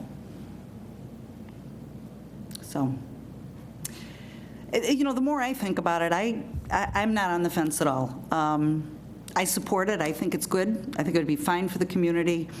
I don't see it as bringing in riffraff from other towns. I have every confidence in our business owners that if the riffraff comes, guess what? They're going to have them out of there because they already do that. As far as children, I agree. I don't like that idea of and I know people do get abusive and they get loud and they swear and, they hit things and, and that's bad, but that's a parenting issue. So I don't feel like I can take the responsibility for that as a board member. There's not much difference between that and TV. Exactly.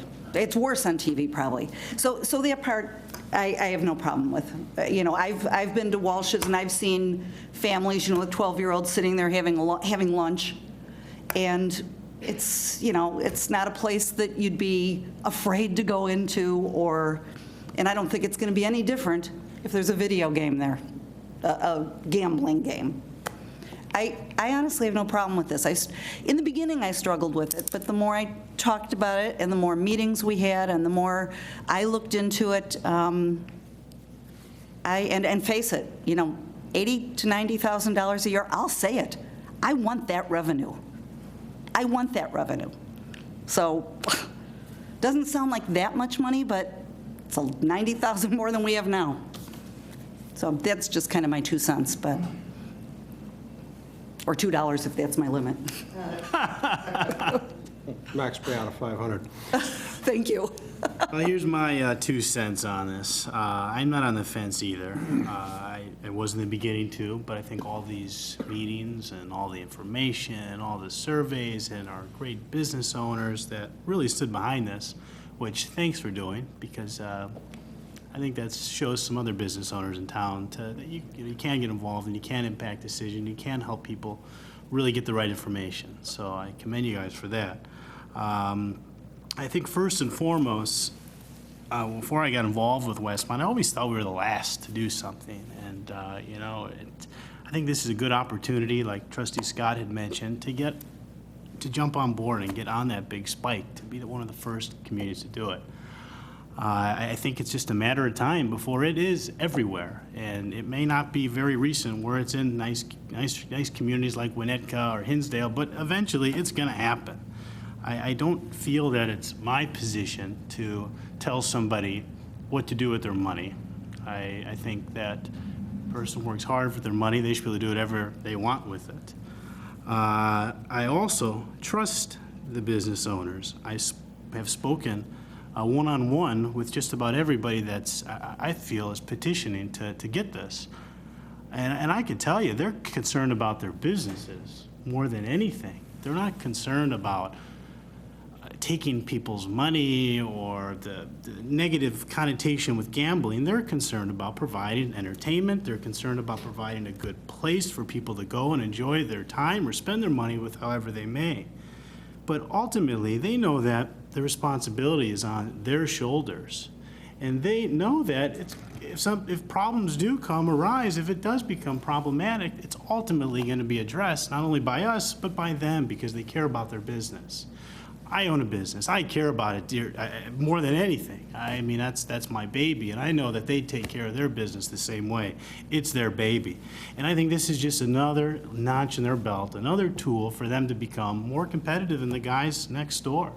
And these businesses, these bars or restaurants, grills, whatever you want to call them, are looking for any little thing that they possibly could have. And I think this is something unique.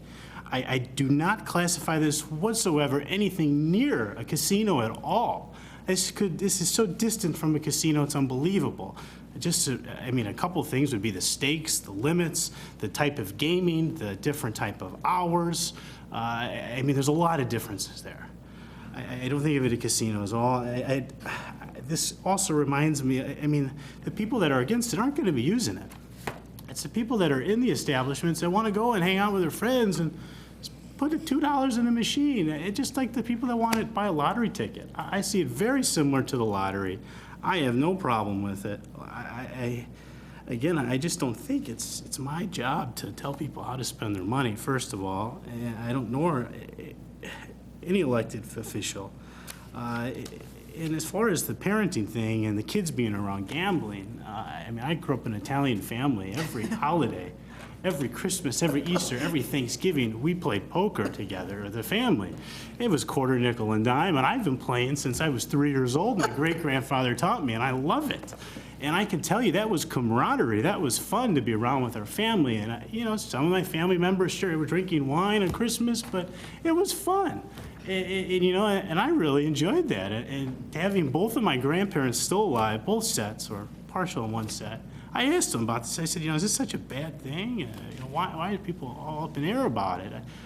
And my grandpa really said the same thing. He goes, let people spend their money however they want. They earned it. They should be able to do with what they want. And I'm not on the fence of this at all. I really, you know, it's not the government's job to tell people how to spend their money. It's not the government's job to tell them how to raise their kids. I think our parents, I think our business owners are responsible enough to take these matters in their own hands. And if, you know, it's just another thing that we're policing, and it's annoying. And I see both sides, but I really have to side with, I think it's going to be a good thing for these local businesses that are going to do it right. I have nothing but confidence in them that are willing to do it. They're going to do it right. I really do think that. And if not, you know, that's something that needs to be addressed down the line. And that's my 2 cents or $2 worth. So that's all I have to say. I don't have 2 cents or $2 worth. I'm looking at both sides, and there's valid points on both sides, and I'm going to definitely be considering both sides, but I don't go into those establishments. And it's really strange, because my grandfather used to run a tavern, but I don't have anything doing it. It's probably because I had alcoholic parents. But I can see both sides. I like the idea of the revenue. I do trust pretty much, I don't know all the establishments, but the ones I do know, I do think they would keep the right elements, we hope, in them. But sometimes you wonder, those new business people come in and you're not certain until the police get called whether they are good. You know, I mean, they may not come back, but you may have somebody come in that one time and cause some issues, and we'll call the cops, you know, to have to get them out. But I'm gonna try to keep an open mind on both sides. I think Ellen made some very good points that I didn't consider, but I also think Tracy had made some very good points in there. And that's why I've got to really sit down this weekend and weigh both sides and possibly go around the town. I understand the residents and their concerns, I really do. And I'm trying to think of the residents too, but we need businesses, and if they need it, I'm trying to keep an open mind on it. Are you guys going to start selling lottery tickets? You might make some money on that, it sounds like. No, I think one of the things that, I think one issue is, and it wouldn't even have gotten this far, is if we had problem establishments. Right. We don't. We're very fortunate. Past years, yeah, that might have been an issue. But we've been pretty diligent on who comes before this board for a liquor license in businesses to weed out the bad ones, to do our homework on them, and we pretty much tell them no. So we, you know, everybody who's here right now has got a good establishment, is a good business, and is a good partner in this community. So if we had the old, what was it, Club High Five, if we had that here, no, absolutely no. We don't need that trouble. But you know what? We've done a good job in picking businesses, so. But let me ask one thing too, just to make sure I understand. Did I understand that we can only charge up to $25 per machine? That's correct, because we're non-home rule. And we can't control how many they can have, up to 5? Up to 5, Up to 5 is And maximum. anybody with a liquor license who passes the state's. Cordia has a liquor license, and they could put one in their dining room if they wanted to. No control, no restrictions, long as nothing. We open it up, it's opened up to them all. Well, and it just- there's an issue where getting this license is much more difficult than getting a Well, I liquor license. understand that. That's what Much I'm more. So there appreciating. may be some liquor establishments that may That not might not get. even qualify, you never know. Yeah, but I don't trust Illinois, I'm sorry. So It has- I wish we could have want the our revenue, they're gonna like police check into things more than I trust Illinois, so. It has to be a license or a liquor establishment that actually pours, mixes their packaged goods, jewel, prestige liquors, whatever. That could not have a machine. It's got to be somewhere you can consume the alcohol on site. But somebody who just has the beer and wine is a liquor license Yes. and they could have it. Yes, they could. Which we've restricted very heavily. Again, we talked at the public safety. The boards and the mayor's vision is that if you have alcohol with food, that's, great, come to town, we'd love to see you. If it's just, I want to open up a business where we're just mainly alcohol-based driven, it hasn't been quite so much accepted in the village. Well, Okay. Everything said with this issue, going back to 2009, we were forced to make a decision at that point in time because basically the state of Illinois had no idea what they were going to do. But yet, being the state of Illinois, they're going to make you make a decision. Took them 3 years. Yeah, took them 3 years to figure that out, and they still don't have it. So I've lived in this village for 28 years, and several of the establishments are still here. So therefore, those particular ones, I would not have a problem doing this, because I know that they're well-run, they're well-watched, and very minimal problems. There's certain places in town that will be there until the end of time. I think the biggest thing going forward, and the biggest problem that I have, is I have no trust or faith in the state of Illinois and how they're going to deal with this. My question to them is this: what are you going to set out as a thing to rescind a license? And what would you have to go through in order to prove that it was being handled in the wrong way? I'm not sure that there's any answers on how that backside is going to be taken care of. To me, that's a concern. Say you get somebody that comes into town and they have it, and then you start having lots of problems, or there's more issues that the police department has to go to a particular place more so than any place else. What recourse does our police department have to call and say, look, we're getting all these calls at a particular establishment. What are you going to do as a state to take care of this? What do we have to do in order to get that looked into? Being that I would venture to guess it's so new, there hasn't been any revocations, but you're correct. The state is the only one that can revoke the gaming license. If there's violations in the business that are alcohol-related, that are under our purview, then the liquor commissioner could revoke the license at that time. The liquor license. The liquor license, the liquor portion. Now, I don't know the answer, but if there's no liquor license, so that, I imagine the gaming board would have to take notice of that fact. As to what decision they make, I couldn't begin to guess. But if we start to go and see that there's a lot of liquor violations that we can control, we could take action on the liquor license part through either hearings and fines. Is there a way we could rewrite our liquor licenses, or at least with new establishments coming into town, could we tie to the license itself that if they have video gaming at an establishment, and if we have X number of calls or problems with that, we can suspend their license for a number of days, we can take it away? Can we get some meat and hooks that way, even though we can't take away the gaming terminal? Yeah, I think so. We'd have to look at how it's crafted. You know, it's just the same things we would look at now anyhow. If there's fighting going on, if there's over-serving going on, if there's serving of minors going on, we'd have the right to send them a notice, have a hearing, and take action, whether it's a fine, a suspension, or a revocation. That would be the same. To tie it specifically to video gaming, I don't even know if it's necessary, because we can't monitor and control the gaming itself. So if they failed, you know, I guess what you're saying, like, what if they failed to pay out? Well, no, I guess I'm thinking, what if, I mean, it might be, you know, maybe they've never had a liquor violation. We would hope that, you know. They've never had a liquor violation. But now they have these gaming terminals, and, you know, Tom's getting calls, you know, every night because there's a fight, or, you know, you're at that machine too long and I want to be there, and you know, it's causing us I mean, it's really far-fetched. I can't believe that would happen. But if it did, could we tie into the liquor license something that says, if you have those terminals and if they are a nuisance to the town, well, they're going to take away your license, or we're going to suspend it. You know, I think the language is already there. Where it's So there. we'd be covered If there are just- problems, Okay. and we're responding to calls, we can. So not even with a violation, a liquor violation? Okay, good, thank you.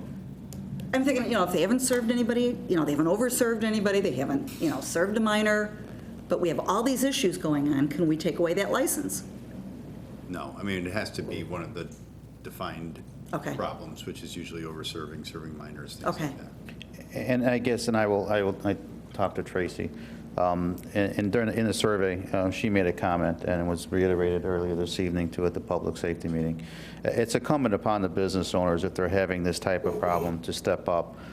Tracy has said that if she starts to see that if it brings an undesirable customer base, it starts to bring problems, her business is more important to her than it is the video gaming.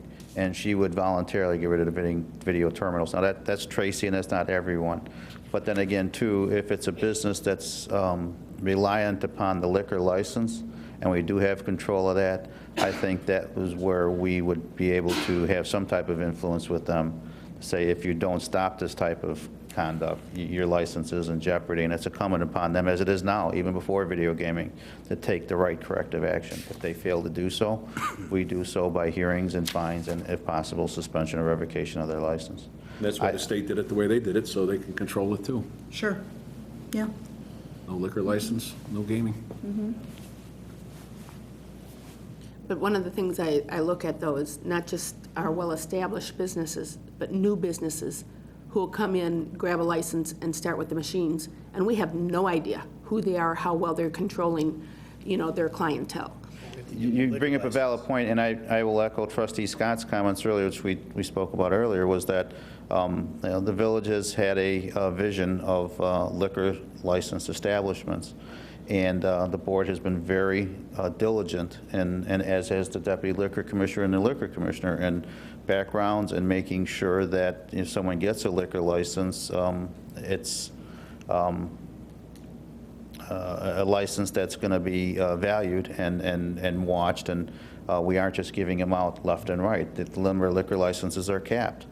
The board has a decision as to whether they want to increase those caps, and can only do so for licenses that they feel are deserving.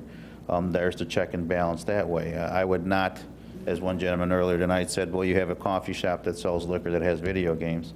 I'm sorry, I don't know if that would meet our muster. I mean, everyone's entitled to come in and apply. They're welcome to come in and apply. They're welcome to put an application in. But whenever every applicant we meet, we tell them that the board is very, very diligent in looking at the applicants.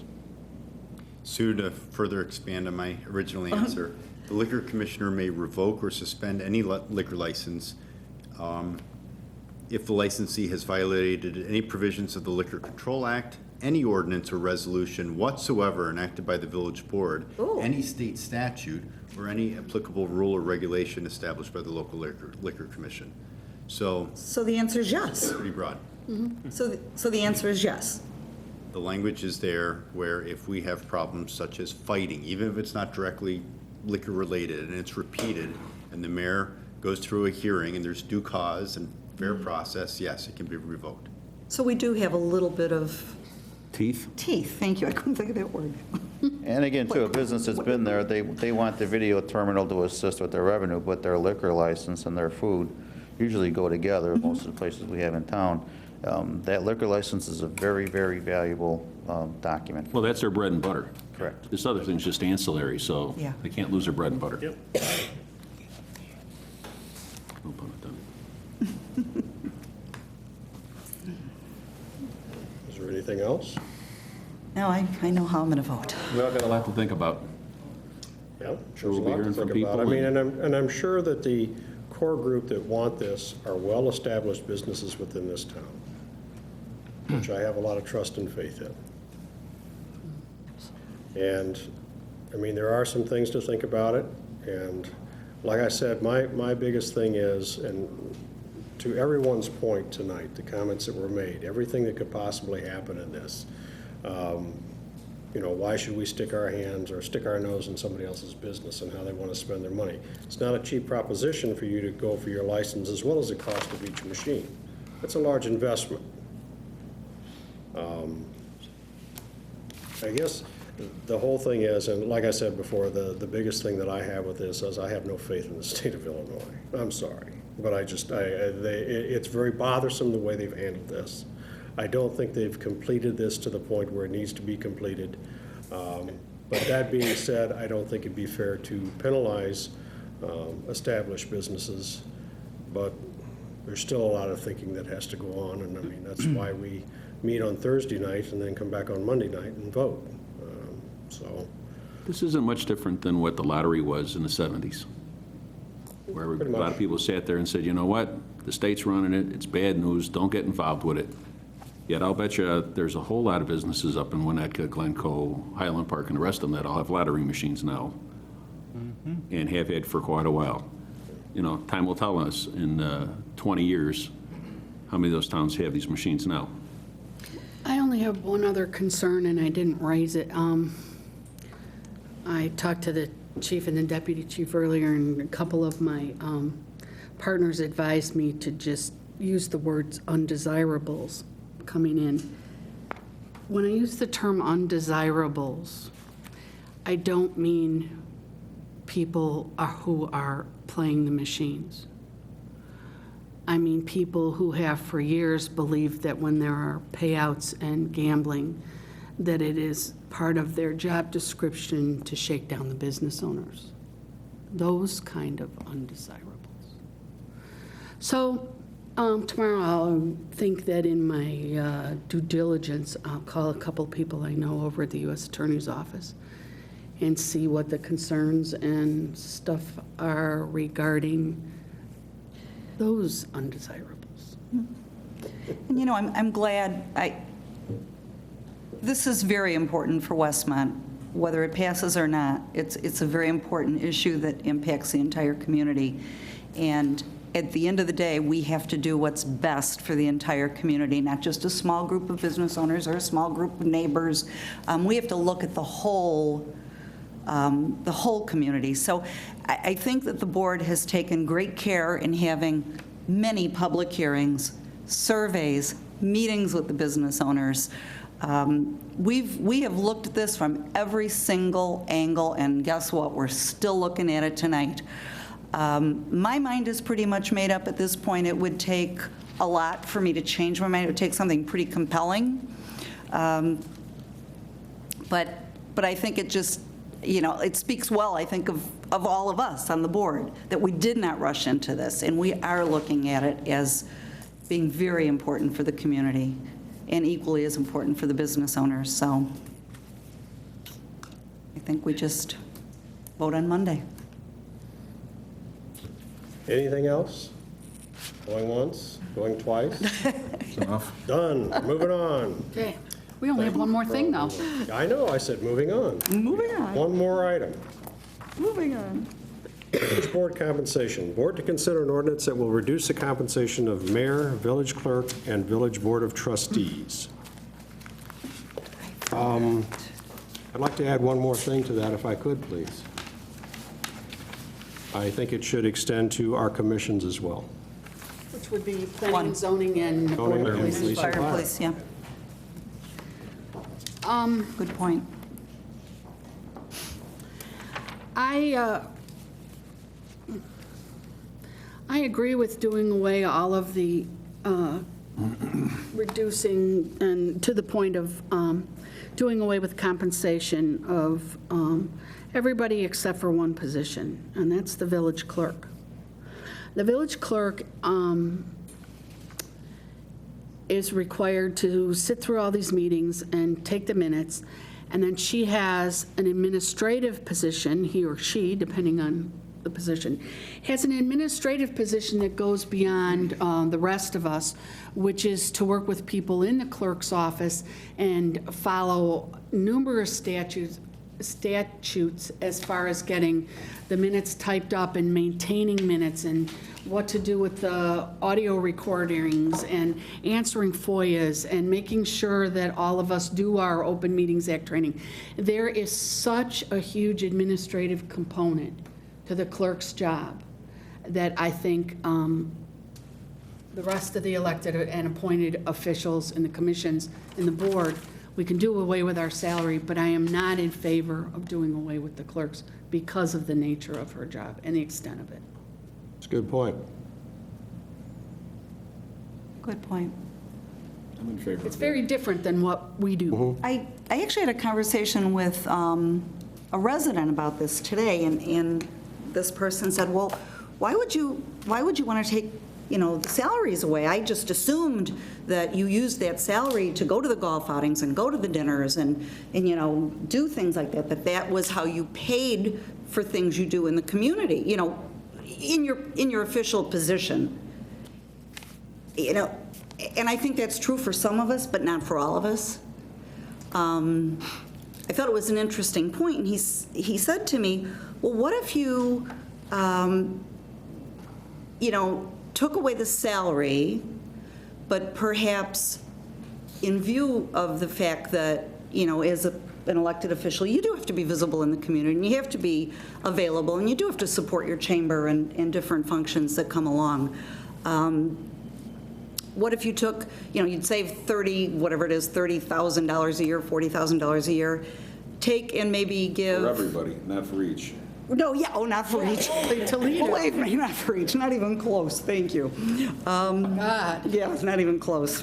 And you took, a small amount of money for everybody. So maybe each board member has a $2,000 credit, so to speak, with the village.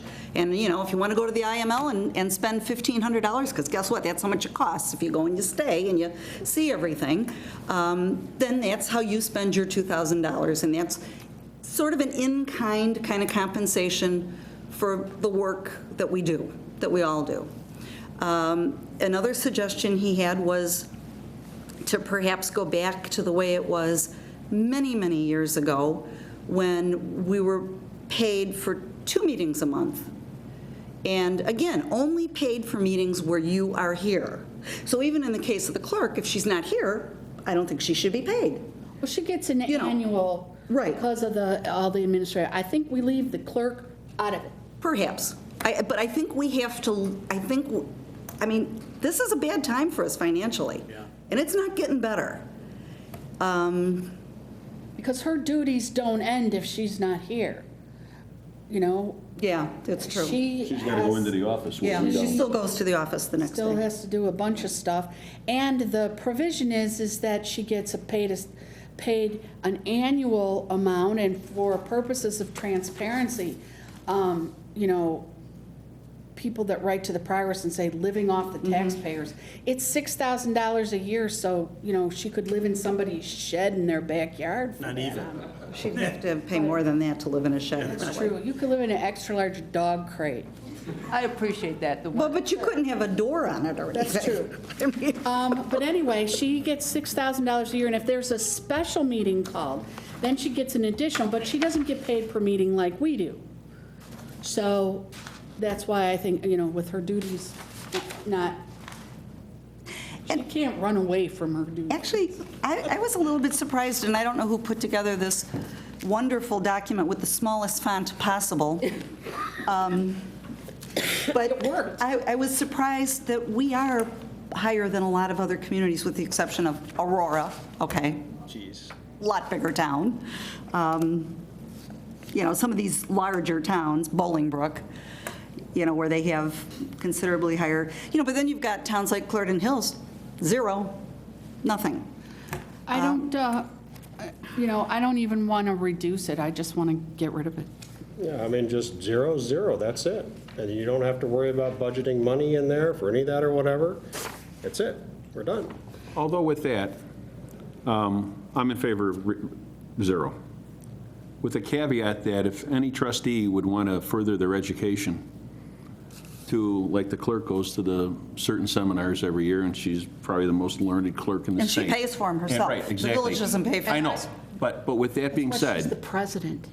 I think that that's something that the village sees a benefit from, Yep, sure. It's a good point. because it makes us a better trustee. So anybody who would you want to go, fine. If you don't want to go, but I think there ought to be a set limit of dollars put aside for furthering Like what education. this resident was saying. Yeah, same thing. Maybe You're it's the right. IML, maybe it's the chamber golf And outing. Sue, I understand. Whatever Now, it is. IML is But the, the chamber outing isn't furthering our education Well, and but making I'm us a just better trustee, saying, though. I think that there's, a need to be visible in the community when you're in.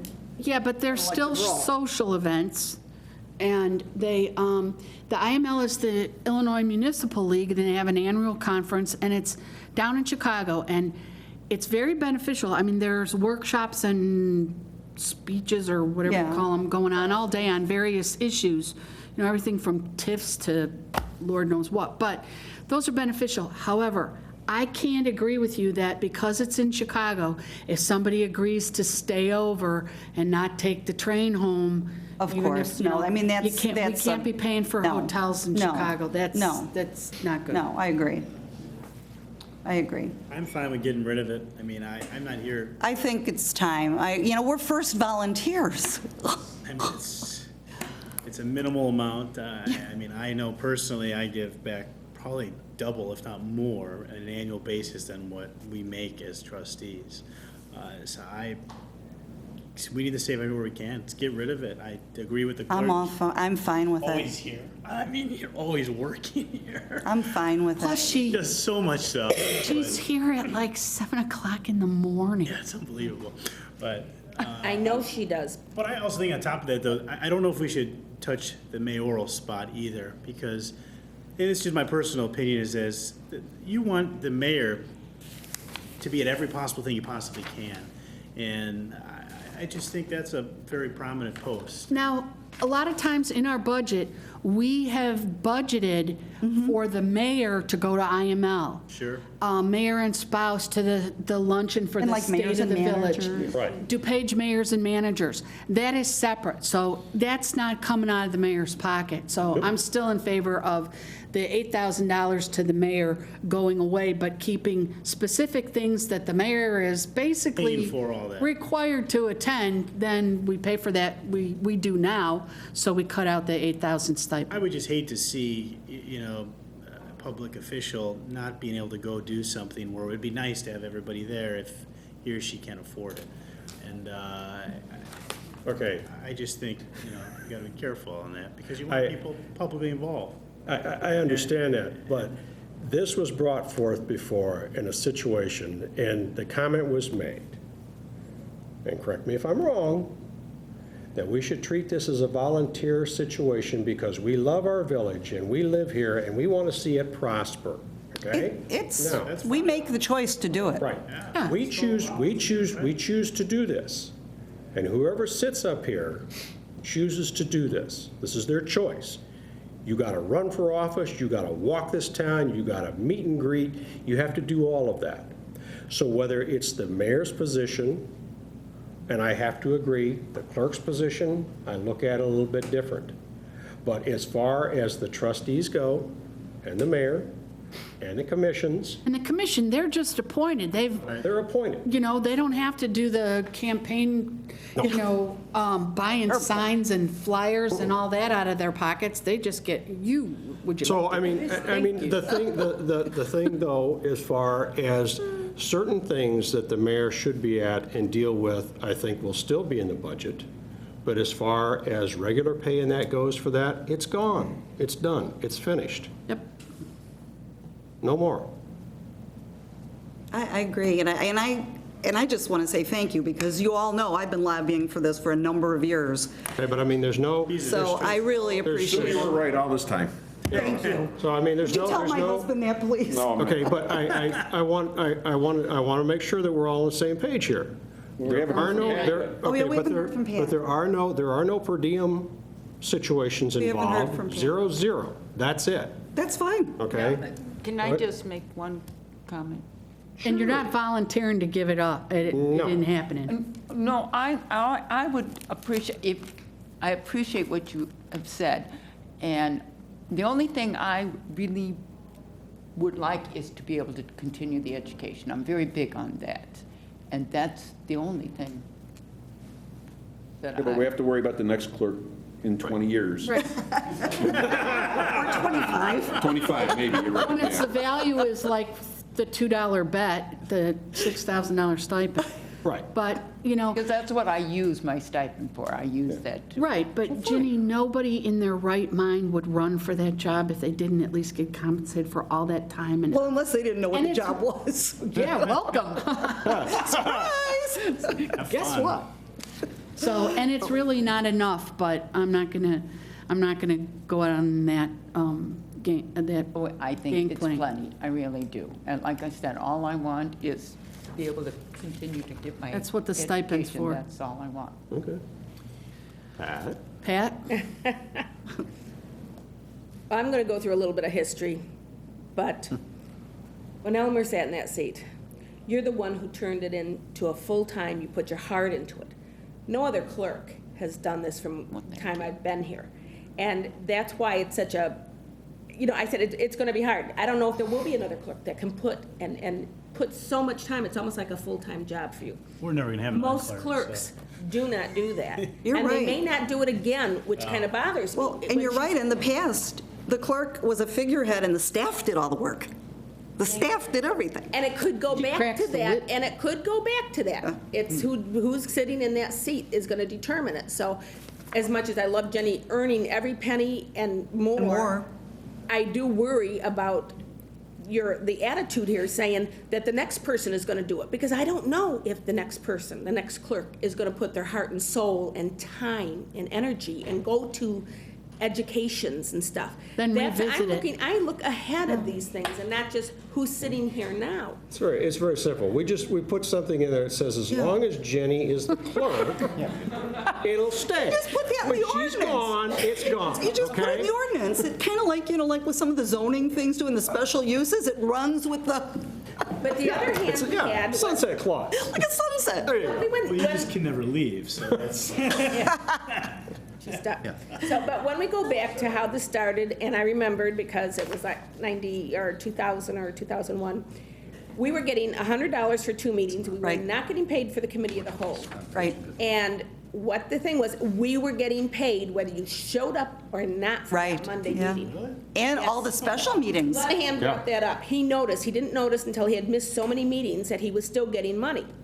Now, in those 4 years, I missed one voting night. I earned every penny. It was Wendy who pointed out, too, that there's people who would come on Thursday but couldn't make Monday, and so was that fair that they wouldn't get paid for Monday?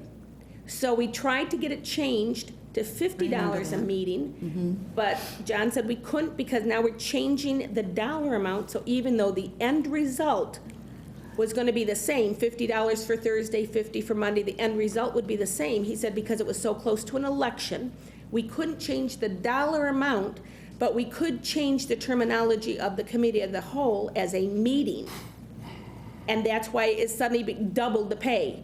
The intent when this was done was not to double the pay. The intent was just make sure that people got a little compensation for committee of the whole and the voting night. And it turned out that it ended up doubling. Now, that's the history, whether. Yeah, no, you're right. And That's the and history. you're exactly right. It went from 200 a month The to only 400. reason, right, and the only reason, though, I'm adamant on some kind of compensation is the massive things we attend that cost a fortune, that some families cannot afford, such as $65 for a chicken dinner. You know, I'm sorry, I realize what the money's for, but when you go to the Chamber and Mays Lake, and if you can go to Holy Trinity, and if you can go to all these things, and the golf outings, and all these things that, the whole thing when I started in 97 is, the village used to pick up the tab for everything, because they wanted you to be out there in the public so people could talk to you. So to save money, we eliminated every single thing there is, except we still had our meeting money. Now that helps compensate for all the little things we do. So it's kind of, you know, it's kind of up in the air. I still feel compensation is, or what you said, pay for things for the people to get out in the public. Because I'm afraid, I mean, we've got, from what I understand, I don't know who all picked packets up, but we got people running who've never, ever been to anything. They don't do anything, they've never volunteered, they have done nothing for this town, and I can't guarantee they will do something. Will they show up for these events that I think are very important for village officials to show up to? The chamber events and all this stuff. I think it's very important. So I would support no compensation if there was a way they could work into the budget that there's a couple of programs, very important programs each year, that there's money set aside for the, not the spouses, but the trustee themselves to be able to go and attend. Because such as in if I wasn't working for FEMA, I'm 100% supported by my husband's Social Security. So it would be wrong for me to go to any social event pulling money from my husband's Social Security. So, and that could be another family. There could be another family who doesn't have the money to pay $65, but at least you want him to go if he's an elected official or she, you want them to go and be in the public and let people see him. So that's the only reason, to me, the $100 was meant to be 50 each, a penny of the whole and a voting night. But, when it got doubled, that was not the purpose of it. The purpose was to make sure that if you showed up for something, and then we put in the rules that you had to show up to get paid. It wasn't in there. And one of the things is, and I understand and appreciate what you're saying, Pat, because we never want an elected position in this town to be that somebody isn't going to run because they can't afford to be in that chair. It costs a fortune to run. To get those signs, to get the stuff, to go out and try to get people to help you. I mean, that alone is very costly, whether people can do it and have printed brochures or just have something run off their little copier.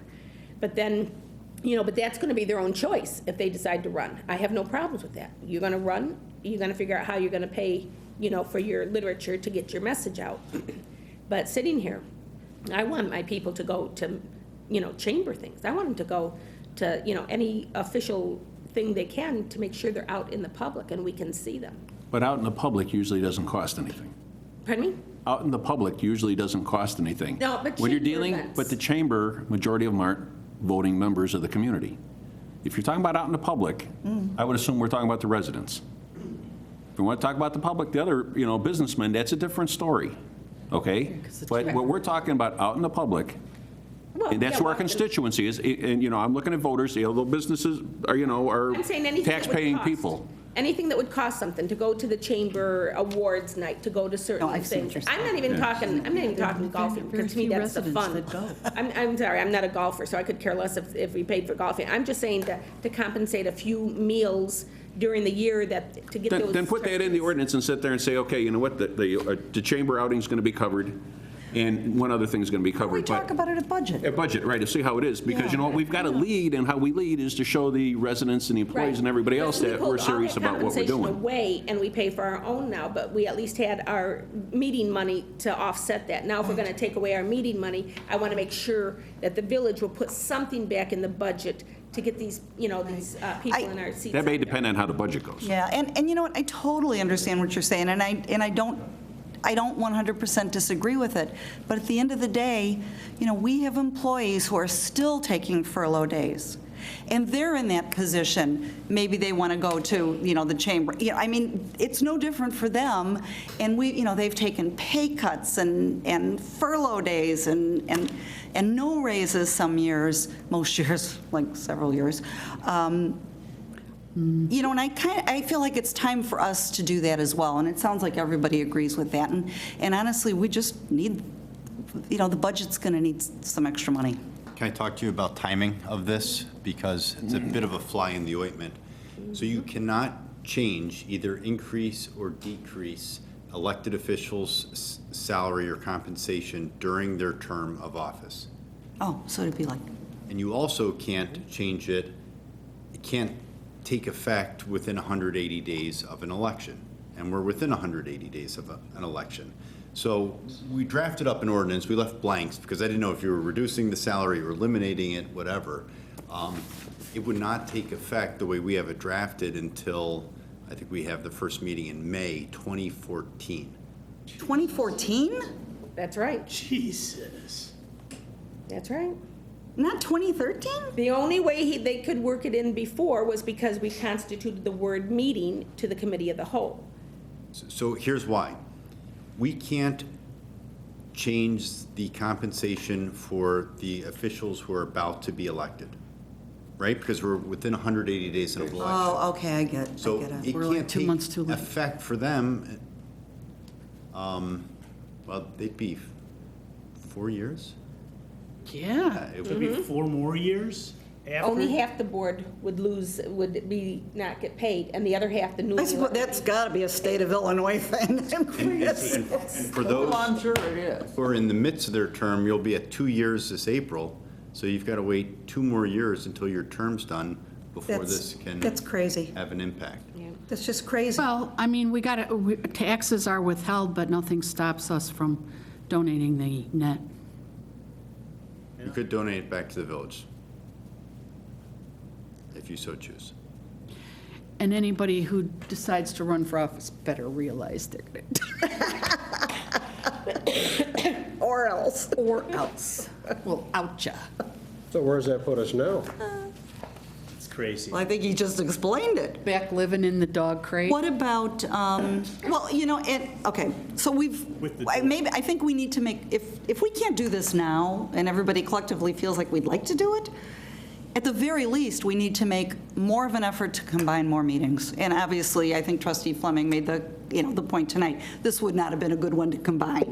But, some of our meetings are no-brainers. And if we can at least be a little more better about combining meetings, we're going to save some money that way. Okay. Let's backtrack a second here.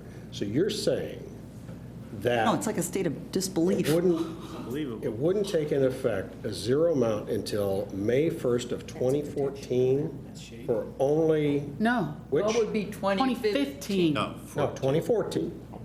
No, 2015. That's when the next election That's is when the after next this one. election is after the one in April. But for people who aren't running this April, Yeah. when April, that'll be 2013. You're right, it's 2015, isn't it? Because you have 2 more years left on your term. Yeah, buddy. Well, we better get this enacted dang quick. If we hurry, it'll. I'd hate to incur a $10,000 fine for Okay, swearing so on. bottom line, what do we have to do as a board to knock this thing out of the box? Well, you pass an ordinance and it won't take effect for a while. And I think where I would need direction is this concept of a stipend and what it's going to be used for. What, could a future board come back and say, we don't, Oh, do that, we're going yeah, to I change mean, that? Well, they can do anything they want in the future. We resort back that we did and just say the committee of the whole is not considered a meeting, it's a workshop. We change the And verbiage? then go back to saying only Mondays, but you have to still attend Monday's meeting to get paid? I'm not sure, I don't recall the discussion when I think we I got the changed video. that meeting definition, or that it would have an impact on the amount paid or double paid, because literally reading the state statute, if you were to change the definition of meeting and it reduces the salary, arguably, that's not in keeping with the statutory requirement. Well, why don't we just enact it the way we want it? It takes effect as soon as it can take effect, and those of us who wish that it would go into effect earlier, even we don't have to wait till the end of our term, we'll do the appropriate thing. So we can vote on it on Monday to enact it, and it's not going to be effective until I guess, for half of us until 2 years, and for Yep. the other 3. So, Is there any more homework that you can do, John, on this issue to know that everything's in, concrete and stone here, that that's the way it has to be? No other, it's okay. pretty cut and dried, and it's a state statute, I would assume. So trying to be. Worst state in the nation. At least we moved up, we were second. And it clearly says, salaries or other compensation shall not be increased or diminished so as to take effect during the term of any officer holding an elective office. Okay, During the term. so here's a fly in the ointment. Here's a fly in the ointment. Wait a minute. Whoa. Whoa, what? No. Well, we're within the 180 days. But So wait. it can't affect yours at all, period. It can't affect yours till. Well, that's what I'm saying, it's ludicrous. It's got to be However, 15. here's the fly in the ointment. How then were we able to, several years ago, decide that we would no longer be paid for special meetings? Did that not apply to that? Again, I don't recall that conversation other than what Pat has said. Remember, Looking at- Pat, when we stopped the, Lee, you were there? We very simply We said, we're not going to get paid for we're not budget gonna get meetings, paid we're for not going to get special paid meetings for any anymore. special meeting, and we haven't been paid for a special meeting in years. I'm glad. Oh, good But- God. That was all of us. But did we all break the law? All did that. I mean, Yeah, good question. If you were, I don't remember the discussion specifically, whether we really looked at, all right, what's the financial I impact? don't think of it. we went into depth, but I think at During the budget. time, because During it was- budget time, when budget was getting really, because the ordinance was per meeting, we didn't change the compensation. Because you can't predict how many meetings you're going to have. okay, that's what it was. Yeah, so that was we my chose not to be recollection of what paid we for talked special about at the meetings, time. such as budget meetings and yeah, but we. and meeting with other We didn't other change the taxing ordinance. bodies, things like that. We chose not to be paid for. Compensation amount per meeting. So I guess to your question, which is, can we look at this a little more? Yes, I will look at this because we did change the meeting but didn't change the amount of compensation. Can we do something like that in the interim? It's Obviously, it's astounding. what It's we had done astounding. once. Trying to be fiscally responsible, and we can't even do that. Yeah, we'll stop all board meetings and call them hoot Need I nannies. say anything more about the state of Illinois? Now, that being said, this part aside, there is one more thing I want to throw at on the backside of this. And think about this over the weekend before anybody says anything, okay? I want you to take this home and think about it. I would like to see us enact term limits in this village. Probably a good idea. Although the voters already do that. I If we could get them to understand, but vote. what I'm saying though is, I would like to see the village, like Downers has done and several others, that you can hold And no office. break-in, so, I mean, if you've served, if it's 8 years and then you're off 2 years and you come back, and you already used your 8 years. You're done. Yeah, or done, whatever you're it done. is. Yeah, I think that's another conversation we should have. That'd be a progressive start. Except that the voters, That'd be something truly, we have it's to their do within job. 180 It's truly- days. It's truly their job. I mean, I know Downers enacted it, so. All right, is there any more conversation on this subject? Motion to adjourn. Wait, you still got Oh, some- we're not done yet. I guess there's still some direction I would need as far as the stipend. How you want to handle that? Is that something that will be decided annually during the budget process? And you want to leave it just very open-ended? No, I would have to be. I think we during have the to think budget about all the issues that we're going to have to attend, or that it's going to be, important for. And, Yeah. is it a chamber outing? Is it the Christmas? What is it going to be? So we have a dollar amount, and I don't know if we'll know that, all of those things until we get to the I budget. guess the And they could change every question is, what constitutes a true, reasonable cost to attend? What would be considered an absolute got-to-go-to, need-to-go-to scenario? And I don't consider the golf outing being one. I don't consider a lot of the things that go on being one. Yeah, I mean, maybe your yearly awards banquet for the chamber. stuff like I that. can see that. That would be important because we And I do can- Citizen of the Year. Citizen Yeah, of the Year. yeah, that makes sense. See, Sure, I could that makes see sense. Possibly just your registration portion makes of the sense. IML. Sure. Anything else? Absolutely not. That's good. That makes sense. I mean, But those I would be the think it's two going to items be. that I could think of. I think it's going to be budget year by budget year, because every year is going to be different. you know. Especially the next budget. I mean, Yeah. Okay. Yeah. At this point, anything else to come before this board? I do have something from the manager. He said it is verified that the fire department blood drive is Wednesday, the 19th, so just take your village calendar and pitch it. It's almost the Wednesday end of the year 19th. anyway. It's almost done anyway, But you so. don't want to, because all that information's in there, and you're not going to get That's one next year, so you Right. better hang on to the Hold on to your Phone last numbers, one. all the, yeah. And there are no requests for executive session. That being said, I now will accept a motion to adjourn. Motion to adjourn, Emery. Second, Seneca. Roll call, please. Emery and Seneca, right? Yes, Emery and Seneca. Yes, we both voted yes. Trustee Emery. Yes. Trustee Klebanow. Yes. Trustee Seneca. Yes. Trustee Scott. Yes. Trustee Fleming. Yes. Did I? Nero? Oh, Nero. Yes. Stand adjourned. Thank you very much.